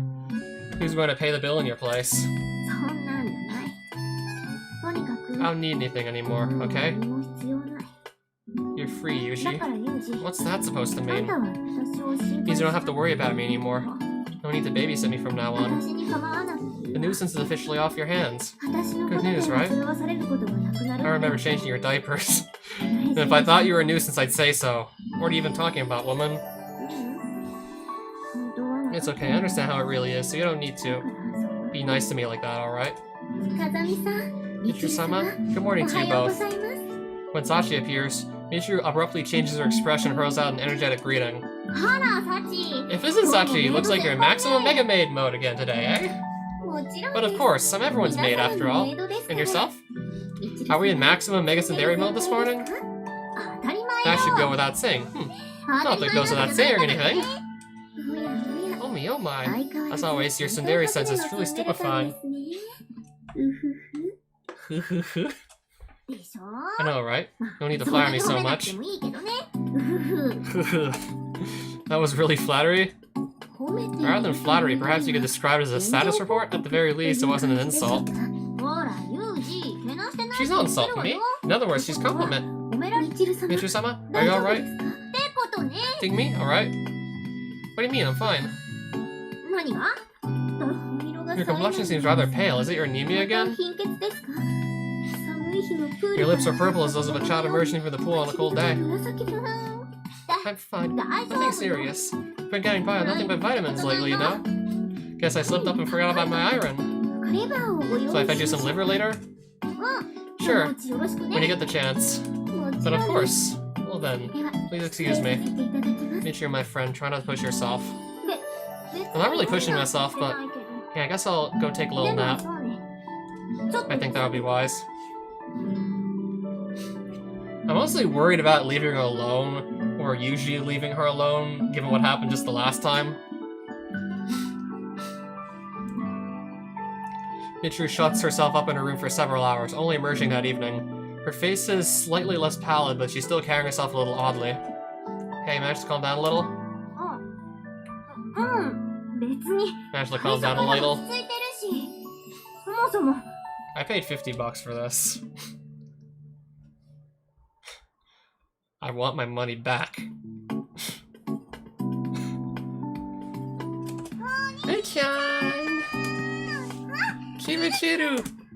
Why are you wearing your uniform? It's summer vacation, you know? いるのよさもう夏休みなのよ Michiru starts in surprise at Makina's order, seems to have only just realized her choice of clothes is somewhat unusual for this time of year.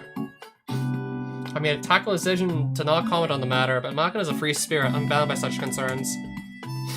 Michiru may be making a decent effort to hide it, but she's in a disturbed, unstable frame of mind. The girl pretty clearly isn't capable of paying attention to her clothing right now. Well, come on, you're wearing yours too, Makina! Sometimes I wear mine even when they're in school. That's just how I roll. Well, it's how I roll too. So there. Okay, you two, let's not fight. How's it going, Michiru? You feeling okay? But of course. We're just coming back from a triathlon, actually. That's a joke, right? Why did you enter an Ironman race right after being sick? That's gesture of my concerned public. Gotta show you people that Michiru-sama's going strong. I gotcha. Just for future reference, that's stupid. Hey, Oni-chan, let's go play shadow tag outside. The weather's perfect, you know?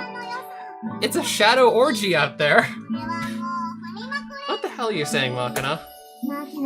This girl's been going on and on about wanting to play with you, Yushi. She even started practicing by herself, running around doing this bizarre shadow tag thing. You know, like shadow boxing, I guess. Except not. That's right, I've been trained up by Shadow and a Shadow. It's like the words are playing with me. Such linguistical mayhem. I see, well I wouldn't really mind, but... Before answering, I glance at Michiru out of the corner of my eye. There's a clearly unhappy expression on her face. And she's restlessly grinding her foot against the floor. Considering that tough act this afternoon about setting me free or whatever, she looks distinctly jealous over me holding a mere conversation with Makina. Alright, I'll play once you become a true expert at tagging shadows. Until then, content yourself with your image training. What a meanie! But I accept your challenge. I'll tax my imagination to the utmost and shadow battle the shadows! Tag! Tag! I got so focused on actually seeing my shadowy foe! I'm pretty sure it's just your shadow. Right. This is just a normal shadow. That was close. Nearly had me going there. I'm gonna just take a nap in that empty room for a while. Are you feeling sick again? Is everything okay? Oh, I'm fine. Rest assured. Wasn't your pronunciation a little weird there? Rust? Okay. Bye. Matsushima-san, I wasn't able to give you these last time, but I brought back 6. Sorry, Miko. Let's talk about it later. The pen. Michiru doesn't seem to be fully recovered, does she? Hey, Yuji. Maybe somebody should go check up on her? I was just thinking the same thing. I'll go. Michiru, you alright? Answer me. The other girl. You don't look so hot after all, Michiru. Let's come here for a sec. Michiru grabs my wrist and unceremoniously drags me into the occupied room.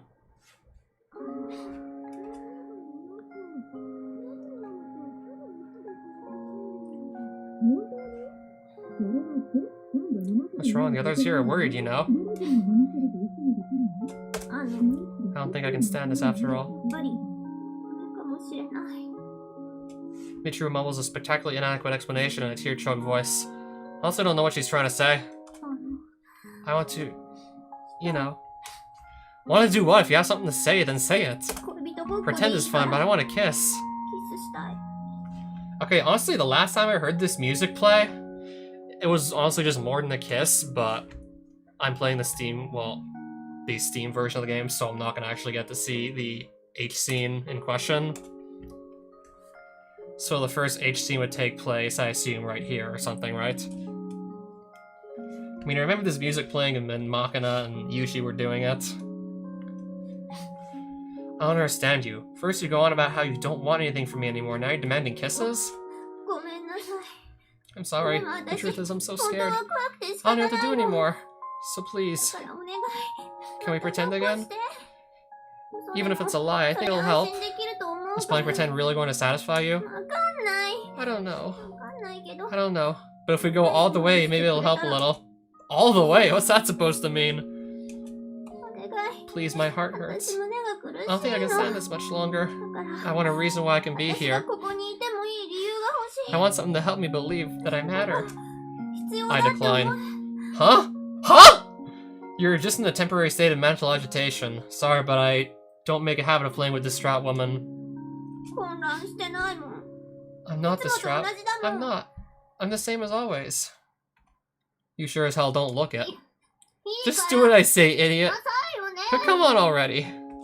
I can't help but let out a little tactless laughter. I guess this girl's trying to demonstrate she's the same as always, but seriously. Why are you laughing?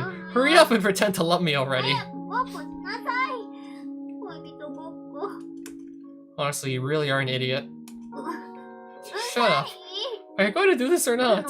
Make up your mind. Alright, since you insist that's strong, I'll play along. But is this really going to accomplish anything? Oh no, I don't know, but if you do it, I'll feel a little better. And I think I'll find the courage to tell you about a lot of stuff. A lot of stuff, is it, Well, whatever, that works. I do a lot of things I want to ask you. I pull Michiru close to me and bring my face to hers.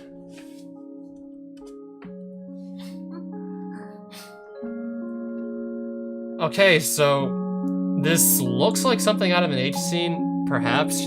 Her face is sweating. That almost looks like an Ahagio face with the blushing, but it's cropped.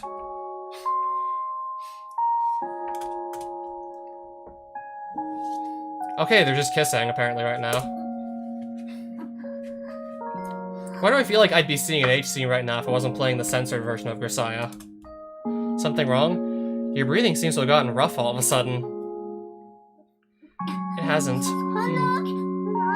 Idiot. Still trying to pull the Tsundere act, huh?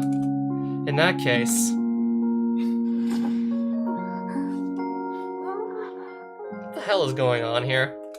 As I press my lips against Michiru's more strongly than before. Oh, okay. I feel her body go stiff as a board. Cut it out! You said to go all the way, didn't you? I really will stop if that's what you want. But she quickly catches the sleeve of my shirt to halt my retreat. Don't really stop. Didn't you just tell me to cut it out? That wasn't, well... Yeah, but that's not what I meant. Figure it out already. I see, in that case, next time I won't stop even if you ask me to. Yeah, that's fine. You don't have to spell it out, okay? Idiot. The girl's tough tone fades in and out at random. Feeling nervous, it would seem. Maybe a slightly different approach is called for. Don't maybe do all the work, Michiru. Try starting a kiss yourself for once. Huh? Compared to me kissing you unilaterally, a give-and-take exchange to me more couple-like, don't you think? Guess there's no helping it, but... This is a special exception, alright? Right. なんだからね。 I bring my face toward Michiru's and stop just as my lips are about to make contact with hers. Her cheeks flush a vivid shade of red. Seems she's taken the hint.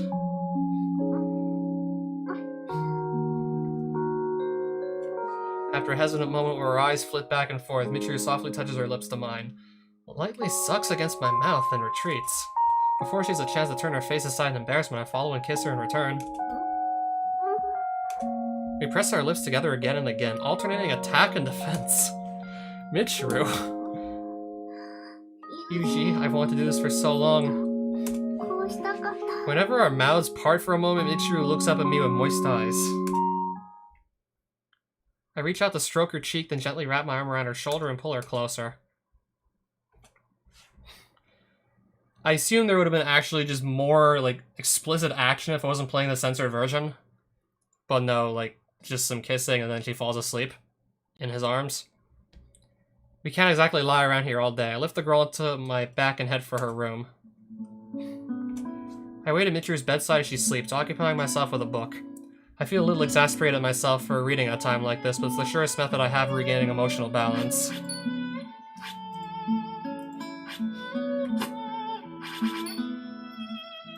It's not like I'm an indifferent robot. Sleeping with Michiru has complicated my feelings more than a little. When I look up from the book for the first time in a while, the girl's awake and watching me quietly. I ask if she's feeling alright, prompting a quiet, it hurts. What, did I knock you against something on the way up here? That's not it. You know what I'm talking about, stupid. Sorry about that. Why are you apologizing? I was glad. Thanks. ありがとう。 As she speaks, Michiru offers me a sincere smile for the first time in a while. Alright then, we're done playing make-believe for the moment, so why don't you tell me what you've been hiding? I'll hear you out. I don't know where to start myself, but... どこから話したらいいか。自分でもよくわからない。 Oh shit, we're gonna get backstory? There's another me inside me. I'm not playing with words or anything, it really is a completely different person. My body doesn't belong to me alone. That really scares me. But it's thanks to her that I'm even alive today. She knows everything about me. But I know nothing about her. In that case, which of us has the better claim to be the real me? I was born to a relatively wealthy family. My parents valued me highly. All the more so because I was their only child. They provided me with an excellent education, hoping to raise me into a worthy daughter. One they could show off with pride. Although I was still a child, no, maybe it's because I was still a child. They brought countless tutors to our home to pack knowledge into my head. Like travelers stuffing all their luggage into one tiny overburdened suitcase. The tutors were all excellent in their fields. And they all charged heavily for their lessons. After studying with them, even the most uncooperative and dim-witted of children could be safely sent off into the world. But I guess I was sort of a special case. It took a lot of time and trouble for me to learn the simplest things. When shown a perfectly clear example, then told, now you try, please. I couldn't even imitate my tutors properly. I understood what I needed to do, but when I tried to put that knowledge into practice, my voice would quake and my throat would go dry. Even though I wasn't being threatened in any way, tears would come to my eyes. Piano and violin, arithmetic and the English alphabet. It was all the same, no matter what the subject. When I hesitated, my tutors would say, you didn't understand, I'll do it one more time. And repeat the example faster than before. I would do it slower, not faster, if I got the hint that maybe my student my student would just not understand. I'd slow down, not speed up. Then they would glare at me with eyes that said, get it right already. That really, really scared me. My body would freeze up entirely. My clothes would grow damp with sweat, but by the time my molars began to chatter against each other, I could no longer muster the strength to even try. The tutor would scowl down at me, looking ready to burst into angry shouting at any moment. The heavier their gazes weighed on me, the less I could move or think. Time crawled past in empty silence. In the end, the tutor would simply sigh in exasperation and leave the room. It wasn't uncommon for my lessons to end with nothing more than that. Dejected and humiliated, I could only reflect on my own uselessness. So I stood in my quiet room, stock still and alone. Eventually I would hear an angry voice from outside. Maybe our daughter isn't progressing because you're incompetent. Again and again, violent words rattled against my window pane like fat drops of icy rain. I would cover my ears and wait for the storm to pass. It tended to go on for quite some time. When the shouting finally ended and the sounds returned, my father would come to my room and push open the door. What's the matter, Michiru? You don't need to feel nervous around you, teachers. You're our child, you know. You can do it if you try. Don't worry, it's all those incompetents that get their act together and help you develop your talents. Just make sure to give it your best shot next time, alright? Yeah. I'll work hard. That's the spirit. I know. Had you on something lately? I'll buy you whatever you want. My dad was nice to me. It was hard to believe he was the same person who had been shouting at the teacher just a few minutes ago. When he held me against his broad, powerful chest, I smelled cigarettes and women's perfume. Never the same brand twice. It was comfortable, but also a little scary. Gotta do better next time. I can't let Dad and Mom down. That night I knelt by the window, joined my small hands together, and prayed to the stars. God, please watch over me. Which god, though? She's in Japan, right? Yeah, this is in Japan, so... I don't know if Michiru is Christian or if there's some other god she's praying to. Please help me study and do my lessons properly. Well, I guess it's faith in something. Yeah, faith, I would say, is important. Next day was my regular music lesson. I sat perched quietly in front of a piano that had been shipped overseas from Hamburg, waiting for the teacher to arrive. In that moment, if somebody had snuck up and hit the keyboard, I might have tumbled right off the bench. My anxiety and fear must have shown on my face. When my tutor finally arrived, she closed the door carefully behind her and immediately came to my side. You, my dear, are a truly worthless little idiot. Did you know that? Okay, why not just hire like different tutors if they're literally just going to berate Michiru like this? She spoke in a very gentle voice, so for a moment the sentence didn't really register. But all too soon I realized she spoke in awful, terrifying words. You really are a truly worthless little idiot. Well, I got the hint as soon as she was done saying it. Repeat after me. I'm a stupid, worthless human being, miss. Huh? The tutor struck me with a thin, stiff rod. The stinging pain of the blow lingered like a nasty paper cut. Do you not understand Japanese? That's not the response I asked for. But Come on, say it. Your father called me incompetent because of your failures, you know. It's all your fault, isn't it? You're the one to blame here. Come on, I'm a useless, stupid, worthless human being, miss. I didn't want to say it. Even though Chuck could understand how cruel those words were. But I was so terrified of being struck and I just squeezed them out anyway.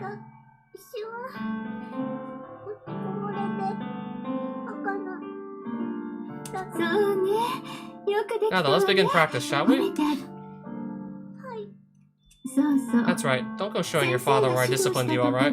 I have to kill you. I don't think she could have been serious, but my entire body shrunk in fear. I was so terrified that I couldn't answer. And since I didn't respond, she hit me again. From that day on, violence came to be known as discipline. Good girl. Well then, let's begin the lesson.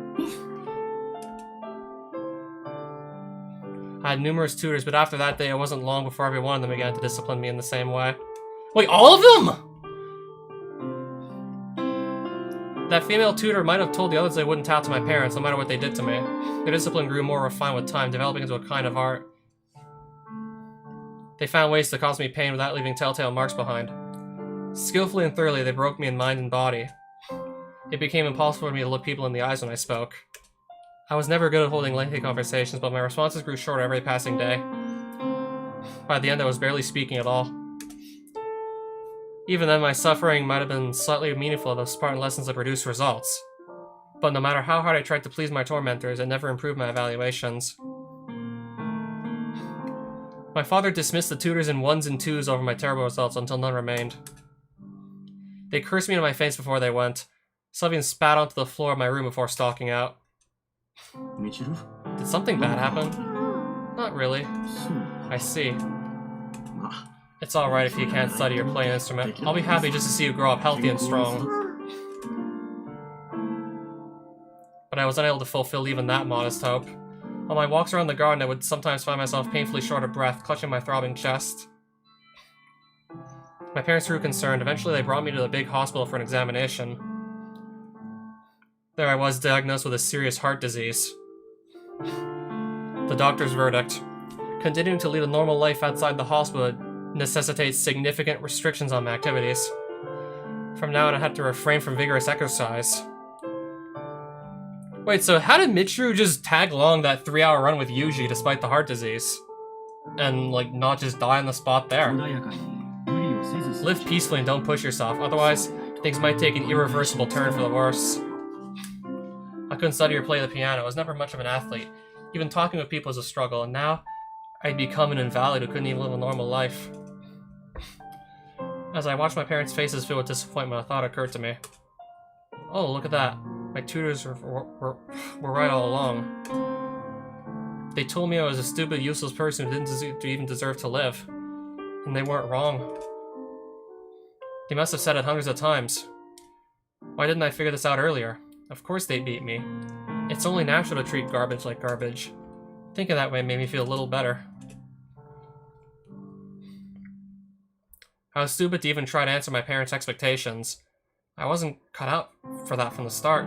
The thought freed me from my burdens. It also wiped away the meaning of my existence. Soon my parents had lost all hope in me and devoted their nights to producing a new child.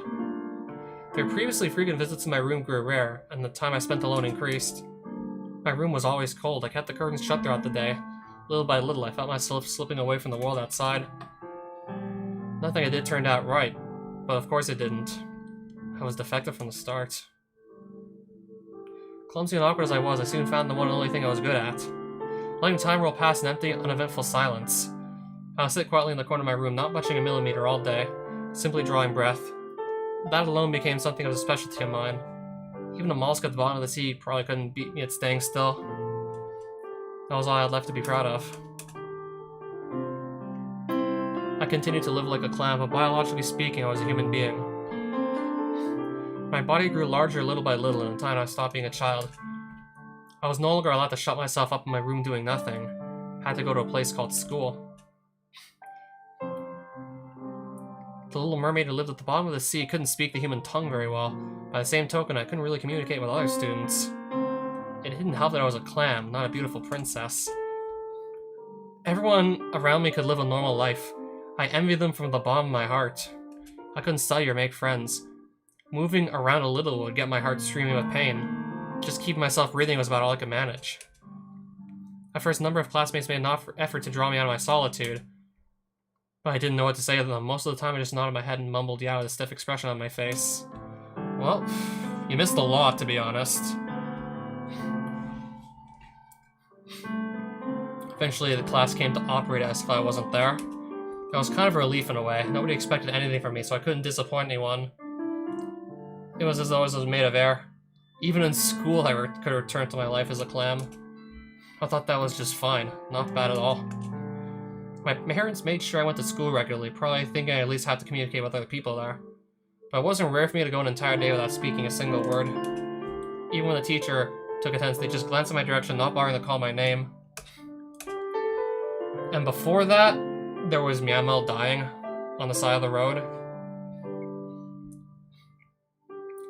And not too long after that, there was like there was an overdose attempt. Then there was like also Michiru like inviting Yuji to a room to kiss. I think it might have been like a full-on HC if I wasn't playing the censored version of the game. As free time increased, I began to think pretty regularly about the point of my own existence, or rather, the pointlessness.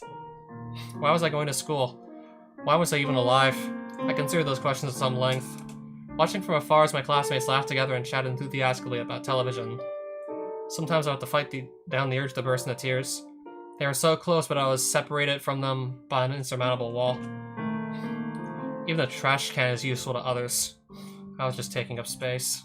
Why was I born in the first place? My parents had given me a cell phone saying I'd probably need it as a student. There wasn't a single message or call recorded in the history log. The memory was clean, pure white. The phone must have been lighter than anyone else's. It was empty inside. Unless I kept a firm grip on it, it'd probably float up into the air, get pecked out by some passing bird, and disappear with a pop. I want to die. In the end, that was my only conclusion. A year passed in that school, and then 2, and that was my only constant rock of truth.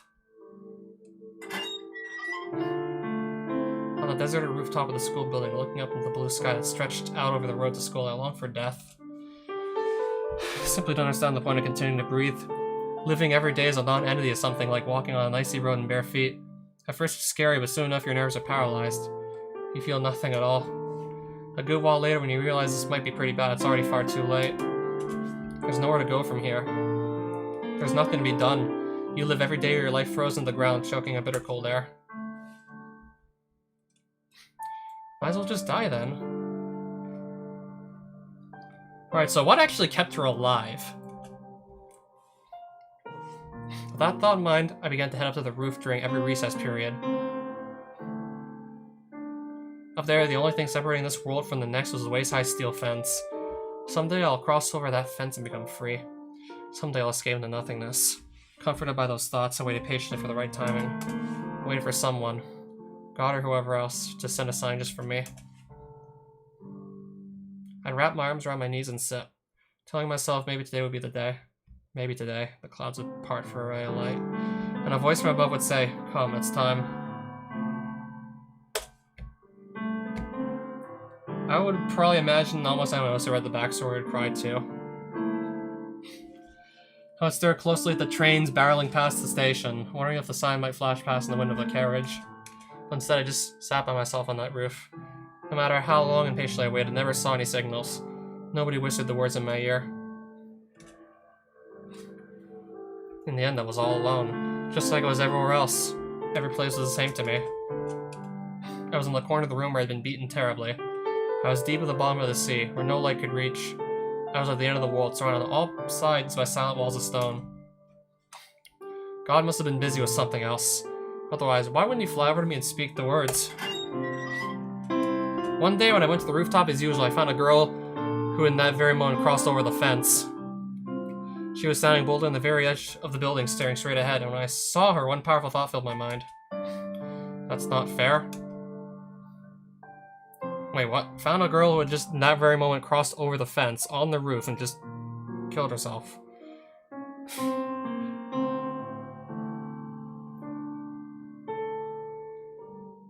After all my anguish and internal debating, all my suffering, all my waiting, I couldn't get myself over that fence. Why did this girl get to make it look so easy? That girl was going to kill herself. She was going to leap off the roof, fall into the concrete below, and end her life. I think I could figure that out. It was obvious enough from the way she stood there, straddling the border between roof and sky. Arms outstretched like wings to catch the wind, seemed almost to be enjoying herself. It wasn't the sort of pose you could make if you cared about your own life. Anyway, it wasn't fair. Why did she get to die when I had to live? I didn't have the first idea who she was, but it just wasn't fair. I was trying to shout as loud as I could, but what came of my mouth was a weak, spiritless sound, like the rasping of a broken-down old accordion. That's no fair. Don't die. It's not fair. It probably didn't help that I wasn't used to the conversation. My voice just wasn't coming out right. The girl quietly stared down at the ground far below, not even noticing my presence behind her. She seemed to be looking for the exact moment to jump. Maybe God had already given her the signal. It's not fair. Stop. Stop that. Don't. I called out again and again, but she didn't seem to hear. Maybe I no longer even existed in this world. Maybe I'd slipped into some alternate plane of existence long ago and was just peeking into this world through an interdimensional one-way mirror. She ignored me so completely it seemed possible. Listen to me. Listen. I called out to her. My voice choked with tears, but even then she didn't turn around. Let's see. Alright, we'll do this on go. Yeah. Ready, set. Hey! Listen to me! Ah!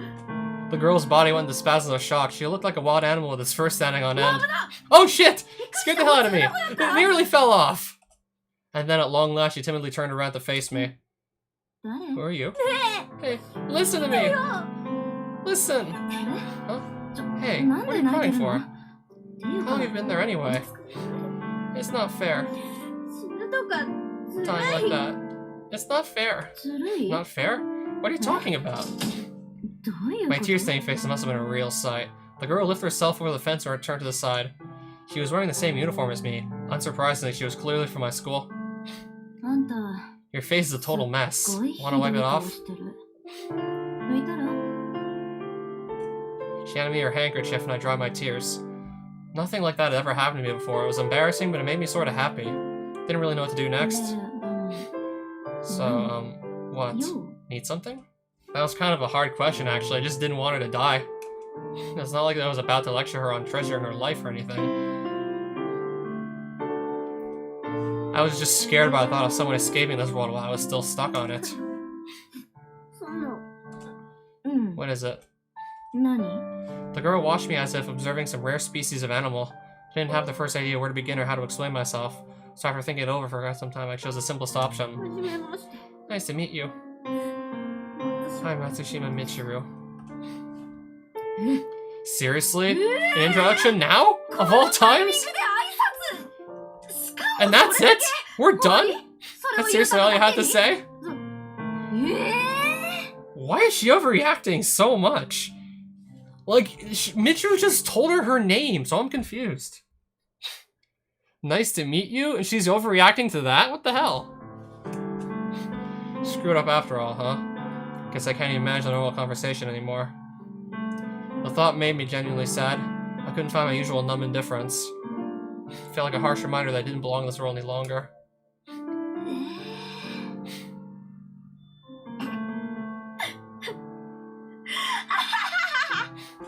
Why is she laughing? It was relief, happy laughter. The sort of laughter I hadn't heard in a long time. What the heck? You're a weird one, aren't you? Wasn't sure what to do, so I just stood there quietly. She laughed and laughed. But no matter how patiently I waited, she wouldn't just stop. Much the opposite. After a while, she threw herself down on the ground and began to roll around, her roars of amusement even louder than before. What a weirdo! I was so freaking scared, you have no idea. I mean, it's like, what the heck? Seriously, I thought I was dead. Watching her rolling around like that started to get me in a kind of silly mood myself. The moment I noticed a little giggle slipping out of my mouth, the dam seemed to break. I began laughing so loudly I surprised myself. She's laughing! What the heck?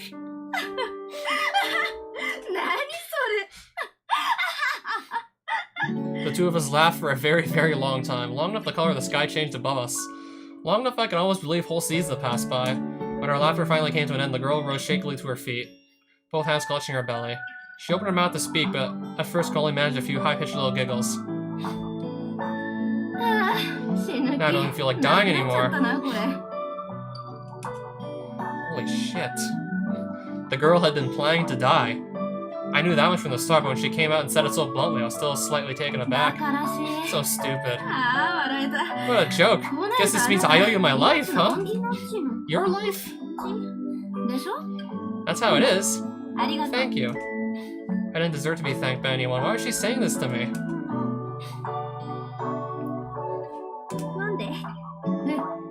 Why are you crying? Come on. There. Let's all calm down. Yeah. Okay. Why? The girl wrapped a hand around my neck and drew me close. After briefly petting my head, she hugged me tightly against her. You really are a weird girl, aren't you? But that's just how I like my women. Kidding. Her chest had a sweet, milky odor. I never smelled another girl's body like this before. I didn't know what to do. About anything, really. It was all too much. My mind just couldn't keep up. Why don't we be friends? Yeah, let's be friends. I mean, you're my savior after all. Of course, we're friends. Heck, that's best friend territory right there. We're clearly best friends. Wait, what? Best friends?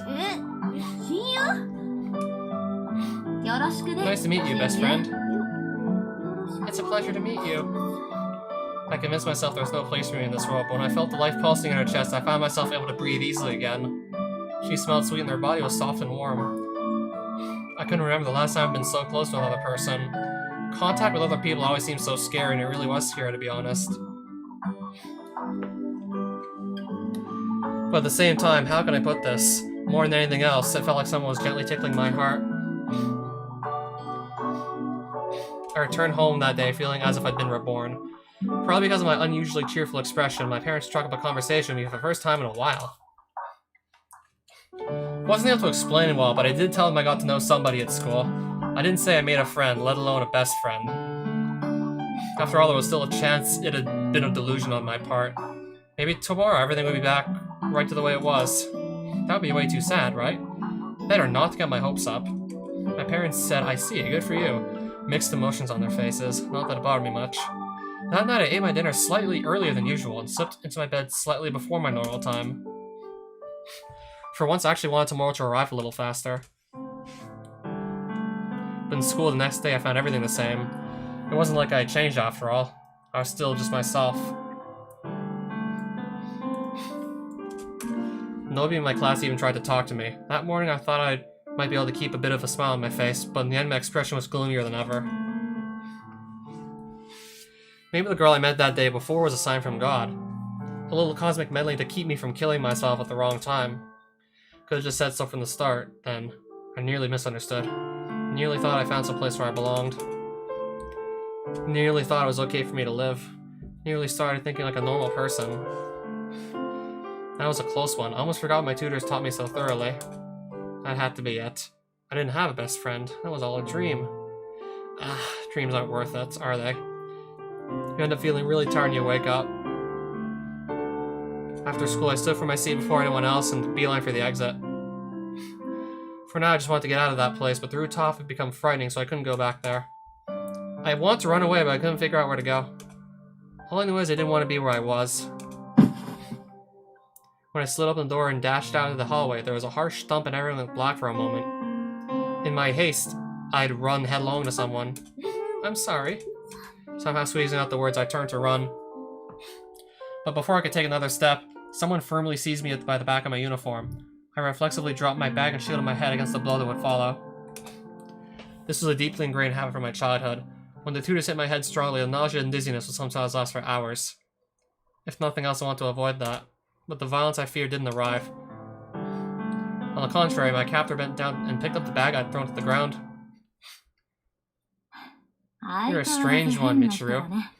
As always. Huh? It was the first time in a while someone had bothered to call me that. A silly thought flashed in my head. Oh, so that's what my name sounds like. Hey, you hungry? Want to get some dom-dom? My treat. In front of my eyes was the girl from my dream. I was definitely awake, but somehow I was dreaming. You won't turn me down, right? We are best friends, after all.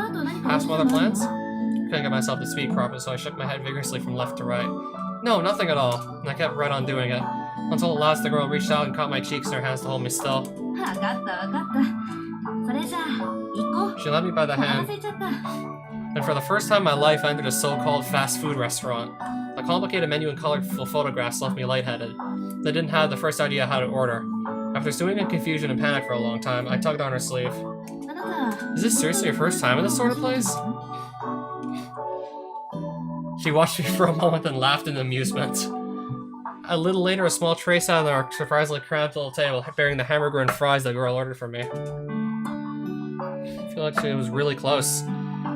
Eating a meal with my face so near to someone else's made me kind of nervous. I could feel my stomach churning. What was I going to do if I threw up? So we're next class over, huh? I had no idea there was such a funny kid over there. What's wrong? This isn't like the photo at all. It's all squished. A hamburger? You really are funny. Funny? Oh hey, you know what your classmates call you? They call me something? That's right, they do, and it's an insult. They call you Ghost Girl. What a laugh, right? That was all. Come on now, told them to give it a rest. She chattered happily on swinging a fry back and forth. I had no idea how to respond. I mean, I was surprised to know that they bothered to badmouth me, but I was even more shocked she told them to stop. Why was this person being so nice to me? Oh no, like you somehow, against all odds, convinced her to not kill herself. And you're a real little lady to boot, aren't you? But still, seriously, never had fast food before? A little too far out of the mainstream there, don't you think? A little lady? Anyway, you got a cell phone? We should totally IR. IR? Instant relationship? How about you eat up for the time being? Go ahead.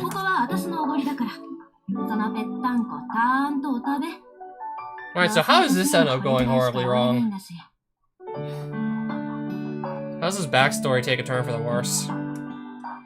This is my treat, you know? So you better savor Mr. Squishy there. Can't exactly afford you to get anything better.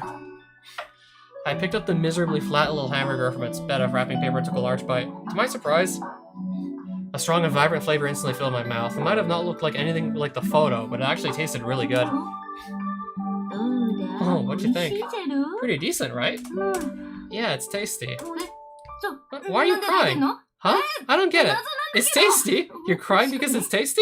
That's going a little overboard. I'm sure Mr. Elephant's very pleased with himself. The hamburger was warm, the girl in front of me was kind, and I couldn't stop crying.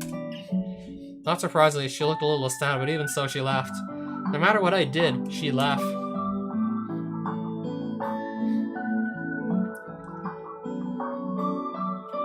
After that, she started coming by every day after school and invited me along to all sorts of different places. I guess she must have found my complete cluelessness kind of entertaining. One day was karaoke, the next an arcade, the day after something else entirely. I got to see a lot of new places and experience a lot of new things. Hey, what's this first Puri sign mean? She laughed when I asked that question. More than anything else, she was a girl who laughed a lot. And with the places I went with her were always glittering with vivid rainbows of light. When I went back home after we said goodbye, my room looked stale and dismal by comparison. It was like falling into a broken down monochrome world. More and more, I spent my time impatiently counting down the hours to our next outing, wishing she'd swoop me down and take me out of there.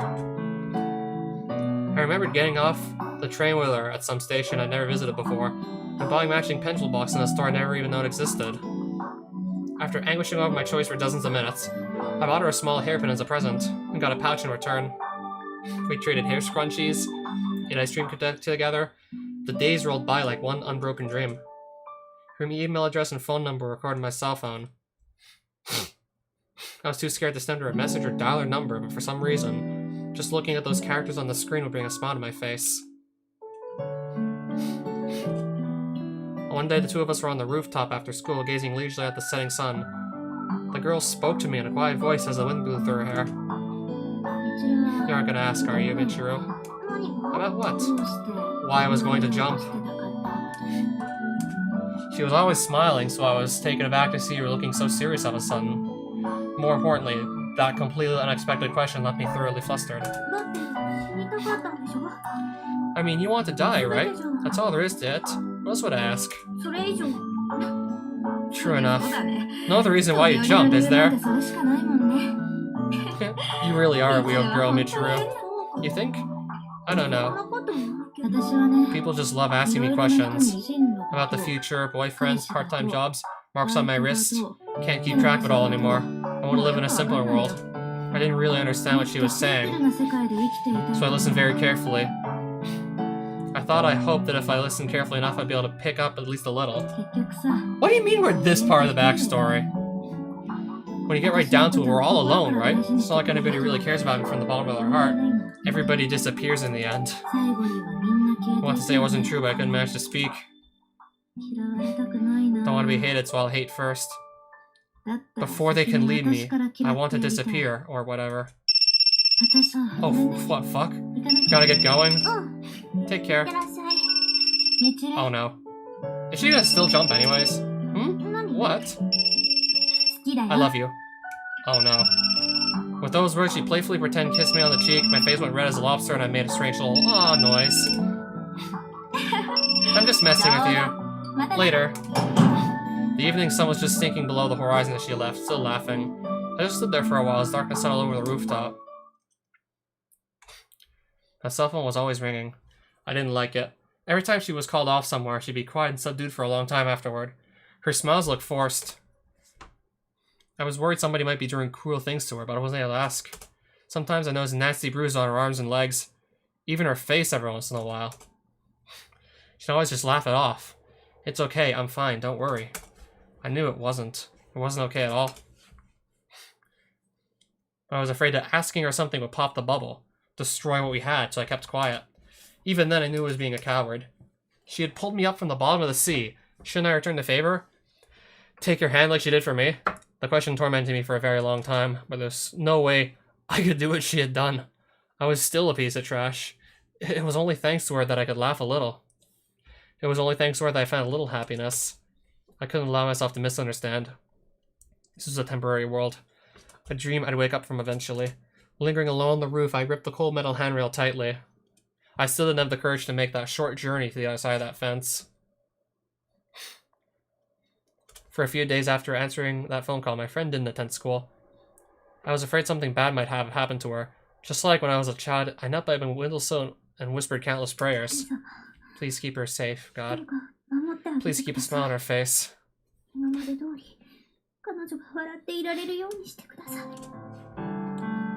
At school, I was hesitating in my classroom at the end of the day, thinking she might appear in the doorway, like always, to drag me off the play. But I was a ghost in that class. I didn't dare make myself conspicuous. I reluctantly trudged up to the roof and waited for her. But no matter how patiently I waited, she never came. There was nothing but the steady passage of time. I did nothing but draw breath in a monochrome world. One day, somebody called from my cell phone with a withheld number. I was scared to pick it up, but thinking it might be her. I gathered all the courage I could muster and pressed the answer button. Hello? On the other side of the line, I heard someone breathing harshly as if in pain. From my mind's eye, I saw on the other end, the person I cared about more than anyone else in the world. And I remembered her words on the roof that day. I mean, when you get right down to it, we're all alone, right? It's not like anybody really cares about me from the bottom of their heart. Everybody disappears in the end. Don't want to be hated, so I'll hate first. Before they can leave me, I want to disappear. Or whatever. Back then, I wasn't able to give her a proper response. I left so many things unsaid. I decided to convey those feelings to whoever this might be. Why do you think you're alone? You have someone who thinks of you as a friend. Who cares about you very much. So why do you try to keep trying to go off somewhere on your own? You don't know how painful it is to be left behind, do you? That's why you keep trying to go away. Everybody loses things, but being hated isn't unusual either. I love you very much. So please, don't go anywhere. If you're feeling sad right now, then let's become happy together. Come back here and let's be together from now on. The person on the other end of the line hung up without a single word. Felt as though I'd been abandoned. Left behind, I squeezed my cell phone tightly on my hand. Even now, I don't know who called me that day.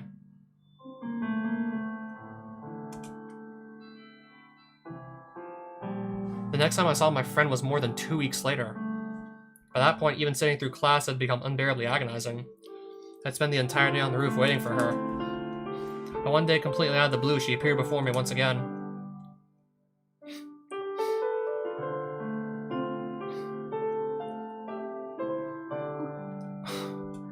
I couldn't say a word.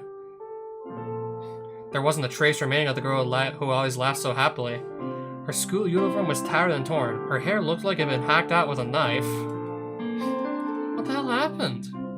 Her face, too, was full of bruises. Numerous wounds as cruel as anything the two had inflicted on me were openly visible in even the most conspicuous of places. Something terrible must have happened. Something so terrible I didn't even want to imagine it. And it must have lasted a horribly long time. Just like that, there were tears in my eyes. God didn't protect her. I couldn't protect her. It's okay. This is what I wanted, you know. I did this because I didn't want him to throw me away. I hadn't asked the question, but she answered it anyway. Those clipped, vague words weren't enough for me to understand what had really happened to her, but I knew she was lying. I knew many sad, horrible things must have happened. Things she couldn't possibly have wanted to happen. I slowly approached her, then wrapped my arms around her trembling body. It surprised even me. I hadn't expected myself to do any such thing. Thanks.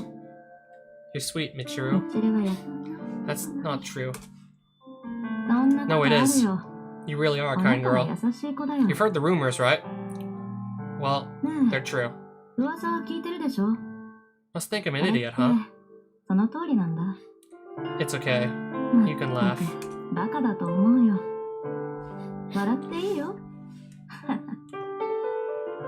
In the classroom, my friend had become the subject of rumors. My classmate said she'd gotten to know a man decades older than her over the internet. A man with wife and children. They said he treated her like his mistress. They said something about photos of her and that man getting scattered around the internet. They said he'd done terrible things to her. Wait, is any of that true? But none of it mattered to me. No matter what happened, it didn't change the fact that she was my best friend. No, you're not. I'm the stupid one. Guess you have a point. Making friends with me. Of all people, you must be pretty dumb. That's not true. You know, everyone hates me here. Didn't really have any friends or anything. But I want you to know something. It's not like I became friends with you because nobody else would give me the time of day. I made friends with you because I liked you. That's true if nothing else. I guess it's pretty hard to believe a liar like me, huh? I want to say, of course I know that, but my voice failed me. It felt as though a chunk of cardboard had wedged itself in my throat. I couldn't force out even the tiny squeak. I really do think he was my best friend, Michiru. Sorry for being such a filthy excuse for a friend. I'm really sorry for being like this. I wanted to tell her that she wasn't filthy, but I couldn't say a word. All I could do was hug her tightly. I love him. Whatever he told me to do, I did it. I knew all along that stuff about him leaving his wife was a lie. That's enough, you don't have to talk about it. It's okay. Wait, she's for real? Didn't even bother me when he got violent. Oh, so she really hooked up with a man decades older. Yeah, with that much of an age gap in the relationship, I guess I can't be too surprised that it's not gonna end well. I guess I can't be too surprised we're not looking at a happy ending here. But I'm done. You see? He doesn't love me anymore. She gave another pretend kiss on my cheek. I closed my eyes and returned the gesture. Watching me, she smiled just a little. Scraps of her uniform danced in the wind like feathers falling from the wing of a bird. She put her hands on the fence and swung herself gracefully over to the other side. Michiru, I'm done. I don't want to live in a world where he isn't interested in me.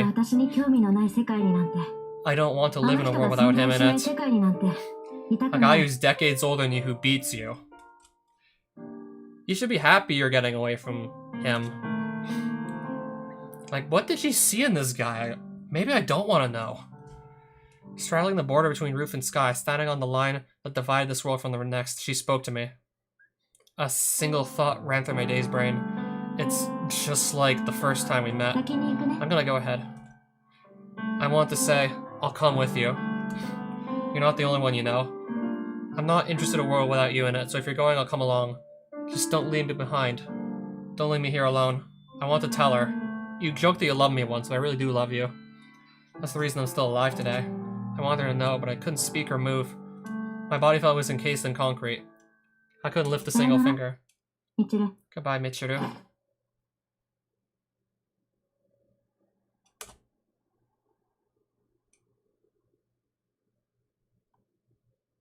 I want to say the words. We're best friends, aren't we? Let's die together. But instead, I just watched her in silence like a complete idiot. See, I was right.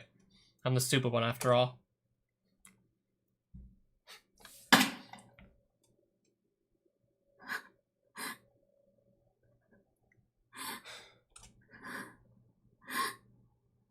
I didn't know what to do. I just cowered. And then I tried to scramble over the rail to see her. To see the end. But I couldn't do it. No matter what, I couldn't get myself over that fence.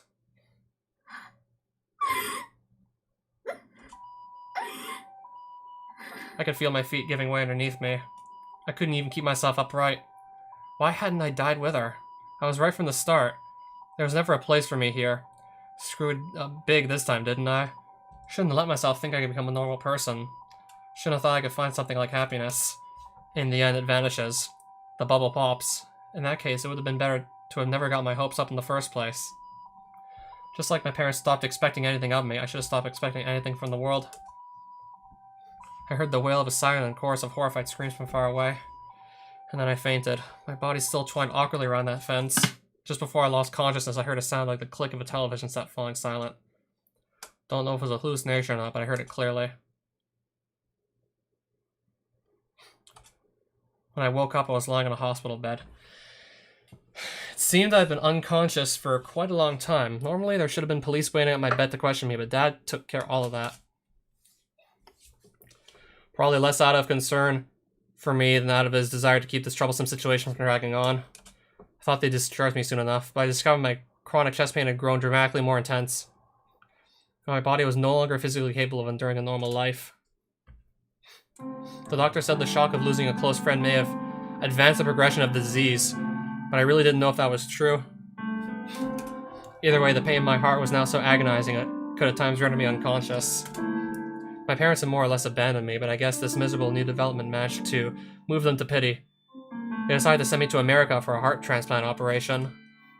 Personally, I wouldn't have minded just dying, but it seemed like those two want to feel like caring parents, so I decided I might as well just go along with it. Things moved along behind my back. Large amounts of money traded hands, although I didn't know the details. All they said was I'd be receiving the heart of a brain-dead girl of the same age as me. I'm sure it must have been a really big, complicated operation, but since that day on the rooftop, I've been living like an empty husk. Can't really say it felt like much of an ordeal.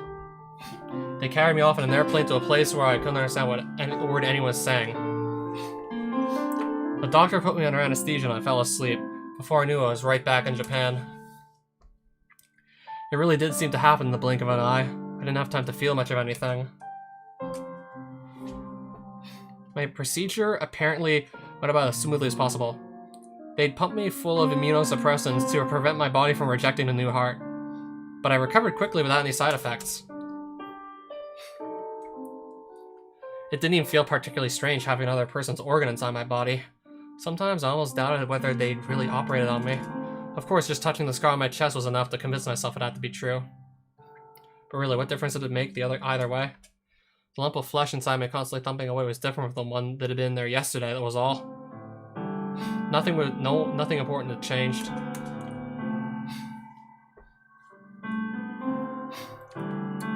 My doctor celebrated my remarkable recovery from the surgery as a miracle. So enthusiastic you might have thought my good fortune was his own. My parents had relieved expressions on their faces as well. Expressions that seemed to read, now we don't have to worry ourselves about this girl anymore. The many months I'd spent in various hospitals came to an end, and I began to recuperate at home. That was when the first signs of the change began to appear. Apparently I was saying uncharacteristic things to my parents. I was talking and behaving in ways I usually wouldn't, almost as if I'd become a different person. My parents were incredulous at first, half suspecting some kind of elaborate prank, but as they knew I wasn't exactly a practical joker by nature. I wasn't consciously aware of any of this. My alternate personality came at the price of gaps in my memory. Maybe I was sleepwalking, or turning into a different person without realizing it? A doctor diligently studied my brain activity and asked me all sorts of questions, but in the end he could only offer a vague conclusion. This phenomenon can't be explained by modern medicine. Ultimately, the adults decided the powerful psychological impact of losing a friend in front of my eyes had led to changes in my personality. But I really didn't care either way. I responded with a disinterested, "Oh, that's so? Good to hear." The gaps in my memories became frequent. As time passed, they grew longer, harder to ignore. The other me who showed up in these chunks of lost time seemed surprisingly competent. From what I gathered, she was much more sociable than I was, and a lot better at schoolwork as well. One night I noticed dinner was a little extravagant. Dad smiled across the table and told me as a reward for trying hard at my studies lately. It was kind of a strange experience, but I didn't really mind. I mean, if things were going smoothly, who cared if I remembered doing the things I was being praised for or not? As this pattern continued, I found myself acquiring a number of friends as well. Of course, I had gotten to know them during the blank spaces of my memory, so I didn't really know what sort of people they were. Without any effort on my part, lots of people began greeting me in a friendly tone on the road to school. After saying hi, they'd usually ask, "What's wrong? Not feeling so good today?" Seems like they saw the usual me as the sick Michiru, and the person who showed up in those blank periods of lost time as a normal, cheerful Michiru. "What's wrong? You seem a little down today." I was lying down in my room one evening when Dad stopped by to check up on me. "That's not like you. Come on, where's my cheerful Michiru?" Not knowing what else to do, I forced a strange smile on my face. "It's alright. I'm sure they'll feel better tomorrow. We'll say goodbye to sad Michiru soon enough." Smiling, Dad left the room and closed the door behind him. and all of a sudden, an image flashed into my head. An image of a girl frozen in flight. It was the girl who had left me so abruptly. My best friend had abandoned this world. Her final goodbye echoed inside my head, rebounding off the walls of my skull. The world was terribly sharp. Every time it clanged against the bone, it felt as though someone was drilling me open from the inside.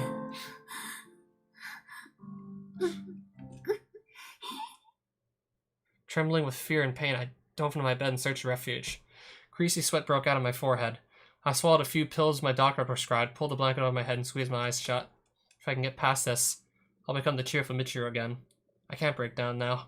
I silently repeated those words to myself, and soon enough drowsiness wrapped me up in a thick, sticky cocoon, blanket and all. Finally, I'll be able to sleep. I'll pull through after all. It was just as those thoughts were running hazily through my mind, just as I stood on the border between reality and my dreams, when I heard the unfamiliar voice from outside my blanket. It's alright. Calm down. You don't need to worry about a thing. I didn't understand the slightest how this was supposed to be alright. Hearing the voice of some strange woman as I tried to fall asleep really didn't seem to qualify. I'll cover for your weak points. I mean, we're going to be together forever, right? We should be friends.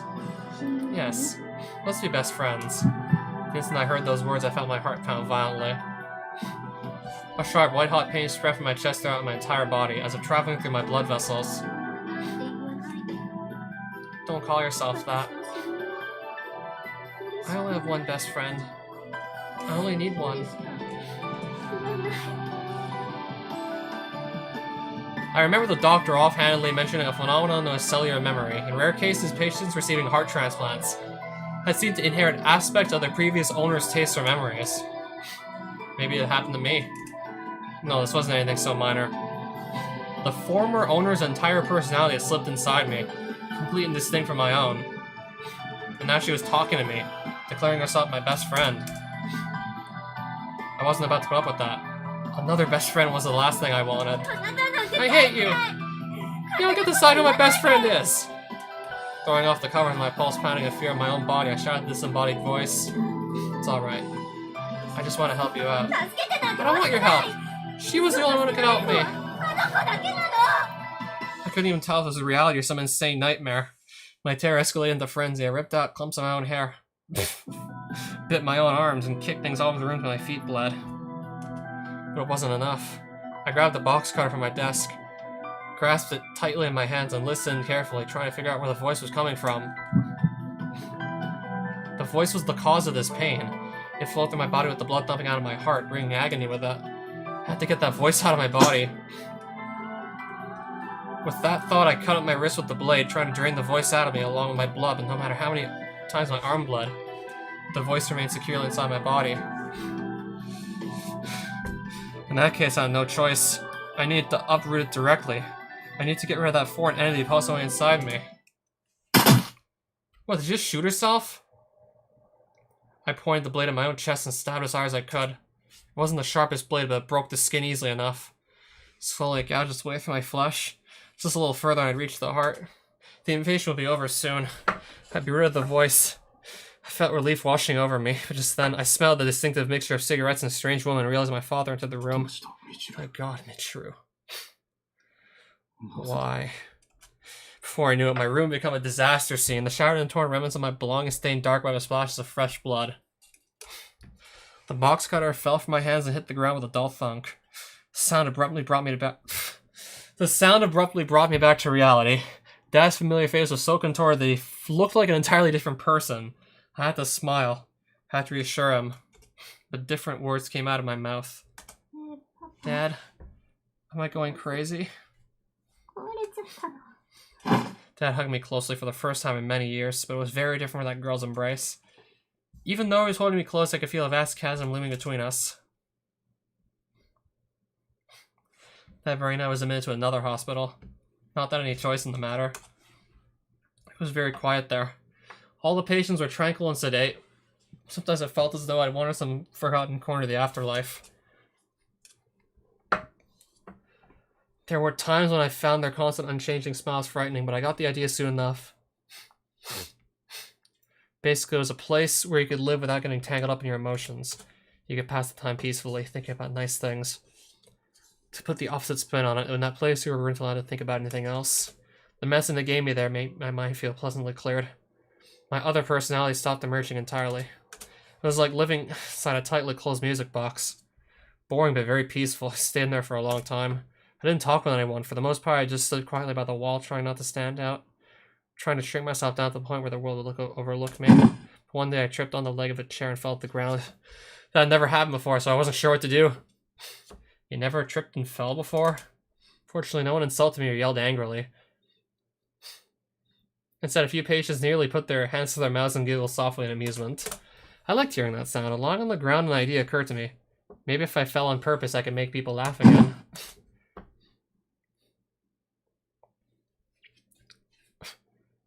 The day after that, I deliberately spilled a glass of water, and once more I heard the pleasant sound of laughter.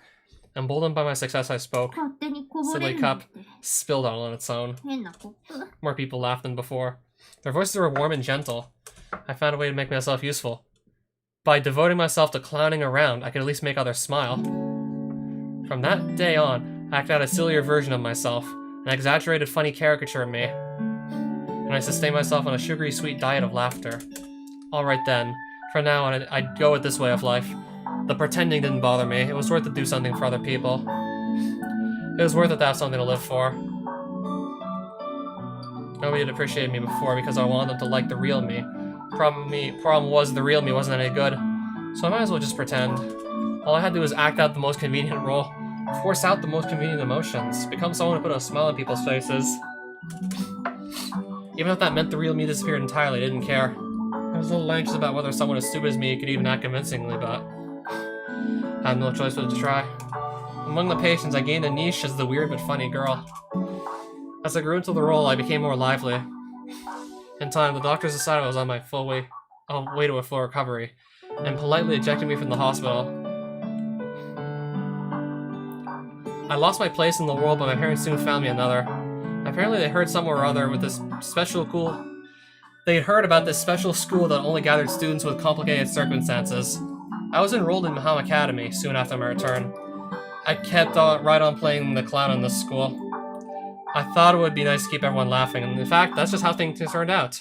The days rolled past pleasantly enough for the most part, but every once in a while, I'd abruptly remember that this was also nothing but an artificial make-believe world. When everyone laughed together, I wasn't smiling from the heart, and over time, my uncertainty grew. I didn't want to lose what I found here, but I didn't want to grow dependent on it. The more I pretended to be someone I wasn't, the less I understood what I wanted to do. Did an imposter like me really belong here in the first place? I felt like I was living in an antlion's pit. There was nowhere else for me to go, no way out of the rut. All I could do was struggle, not to fall. それが So that's 私 me, having delivered a lengthy story in one uninterrupted sitting. Michiru finally pauses, her face lined with fatigue.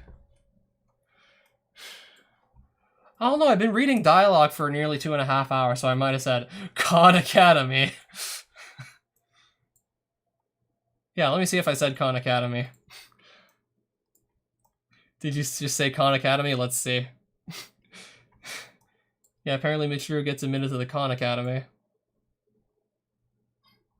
That very night was admitted to another. Let's see. Gotta fast forward further. Further? No, rewind.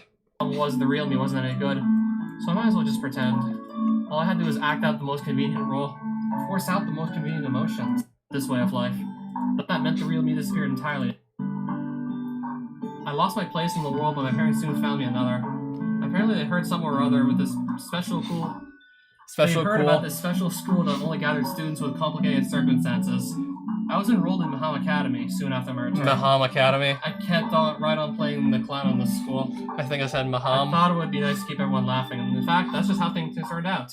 The days rolled past pleasantly enough for the most part, but every once in a while, I'd abruptly remember that this was also nothing but an artificial make-believe world. When everyone laughed together, I wasn't smiling from the heart, and over time, my uncertainty grew. I didn't want to lose what I found here, but I didn't want to grow dependent on it. I mean, I had to check back myself and see if I said that. Maham sounded a lot like Khan. A lot like Khan, sort of. I've been taking medicine to suppress the other person inside of me. I've been living as a make-believe character to make people laugh. That's who I am. So, thanks. Thanks for sleeping with the likes of me. Even if it was fake, even if you're just pretending to love me, thank you for doing it. 私、幸せなのかとって勘違い But しそうに don't なっちゃ worry. ったけど、 I know it was all a lie. 全部嘘だって分かってるし、大丈夫。 Christ almighty, this fucking backstory is so depressing. ユージに抱きしめてもらってる時、キスしてもらってる時、 Having a schizophrenic freak out, trying to kill herself? Oh my fucking god. ずっと考えてた。 That was nuts. So is that Khan Academy guy Chizuru's wife? I don't think so. Everything ends, doesn't it? Everybody goes away eventually. Pretty scary, isn't it? Scratching my head, I search for the words Michiru needs to hear. They prove surprisingly easy to find. What you need right now isn't this fatalistic pessimism, it's medical treatment. Your problem's too complex to face on your own. Go to a hospital and have the professionals diagnose you, then work slowly and surely toward getting better.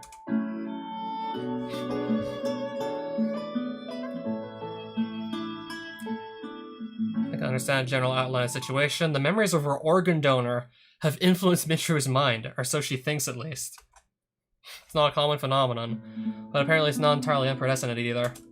Whatever the case may be, what the girl needs is appropriate treatment in an appropriate setting. So I gotta go back to the hospital no matter what? Yeah, I'd probably just go with Yuji on this one. Like, if this were me in Yuji's situation, yeah, if Michiru was a real life person I ended up like getting into a Discord call with, and I heard this story, then yeah, I really wouldn't know like how to help. I would just be like completely clueless as to what to do. I just really recommend she see like someone who actually knows how to deal with like mental issues like this, because I certainly don't. I mean, I could be a friend, but I don't know how to actually like treat whatever she has. Sounds like schizophrenia with the alternate personality.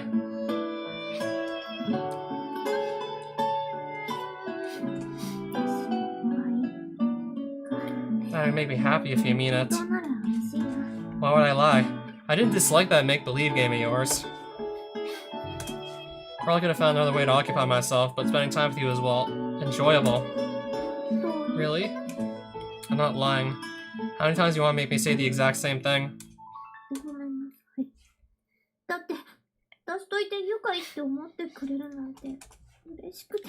I don't want you to disappear on me, Michiru. I find that unpleasant. Unpleasant? Why? This is seriously the last time I'm going to repeat myself, because the time I spent with you wasn't half bad. Yeah. I take Michiru by the shoulders and look her straight in the eyes. You're living in the present, Michiru. Don't let yourself get caught up in the past. You can't fix it. What's done can't be undone, but the future's still yours to shape. Incredibly obvious, yes, but it doesn't hurt to keep that in mind. Right now, your future is on the line. You need to take control of it. With that said, I kiss Michiru briefly on the lips. She turns down her face in embarrassment and hesitates for a moment, studying the floor as if deciding which words to pick up off the ground. Thanks, Yuji.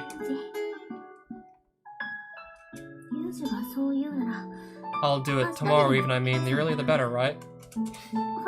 Leave the arrangements with the hospital to me. I'll get something worked out.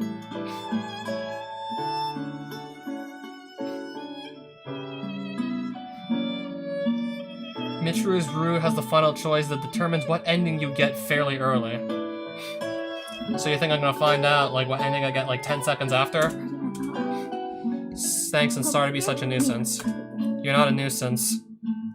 It's okay. But if you're feeling guilty anyway, you can show me your gratitude once you're feeling better. Using my body? Don't be an idiot. Just kidding. If we're going to the hospital tomorrow, can we leave early in the morning? I don't mind, but why? Make it 5 in the morning, please. It would be embarrassing if the other girls saw. For now on, you should get some rest. Yeah, got it. Hey, Yuji.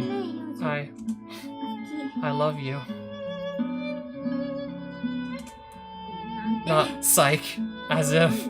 She delivers this line in such a subdued, quavery tone of voice that I can't help but laugh. Yeah, I got it. Alright then, I'll see you tomorrow. うん Yeah, また see ね you.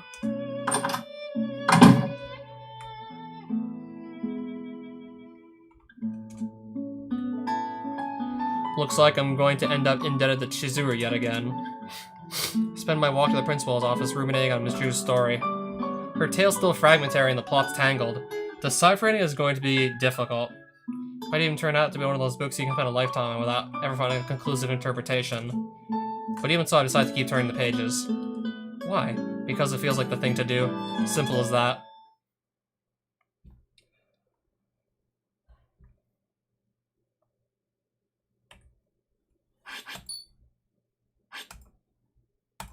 This was a longer saying goodbye.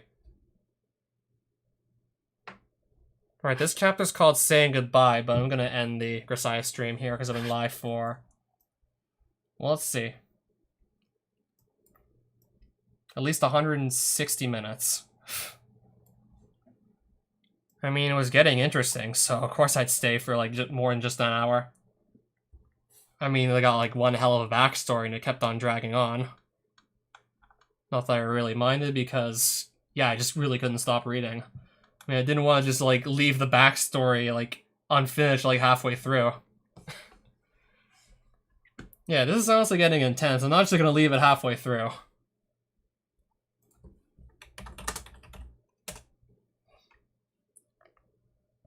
Alright, so I guess next Grisaia stream we'll see the choice.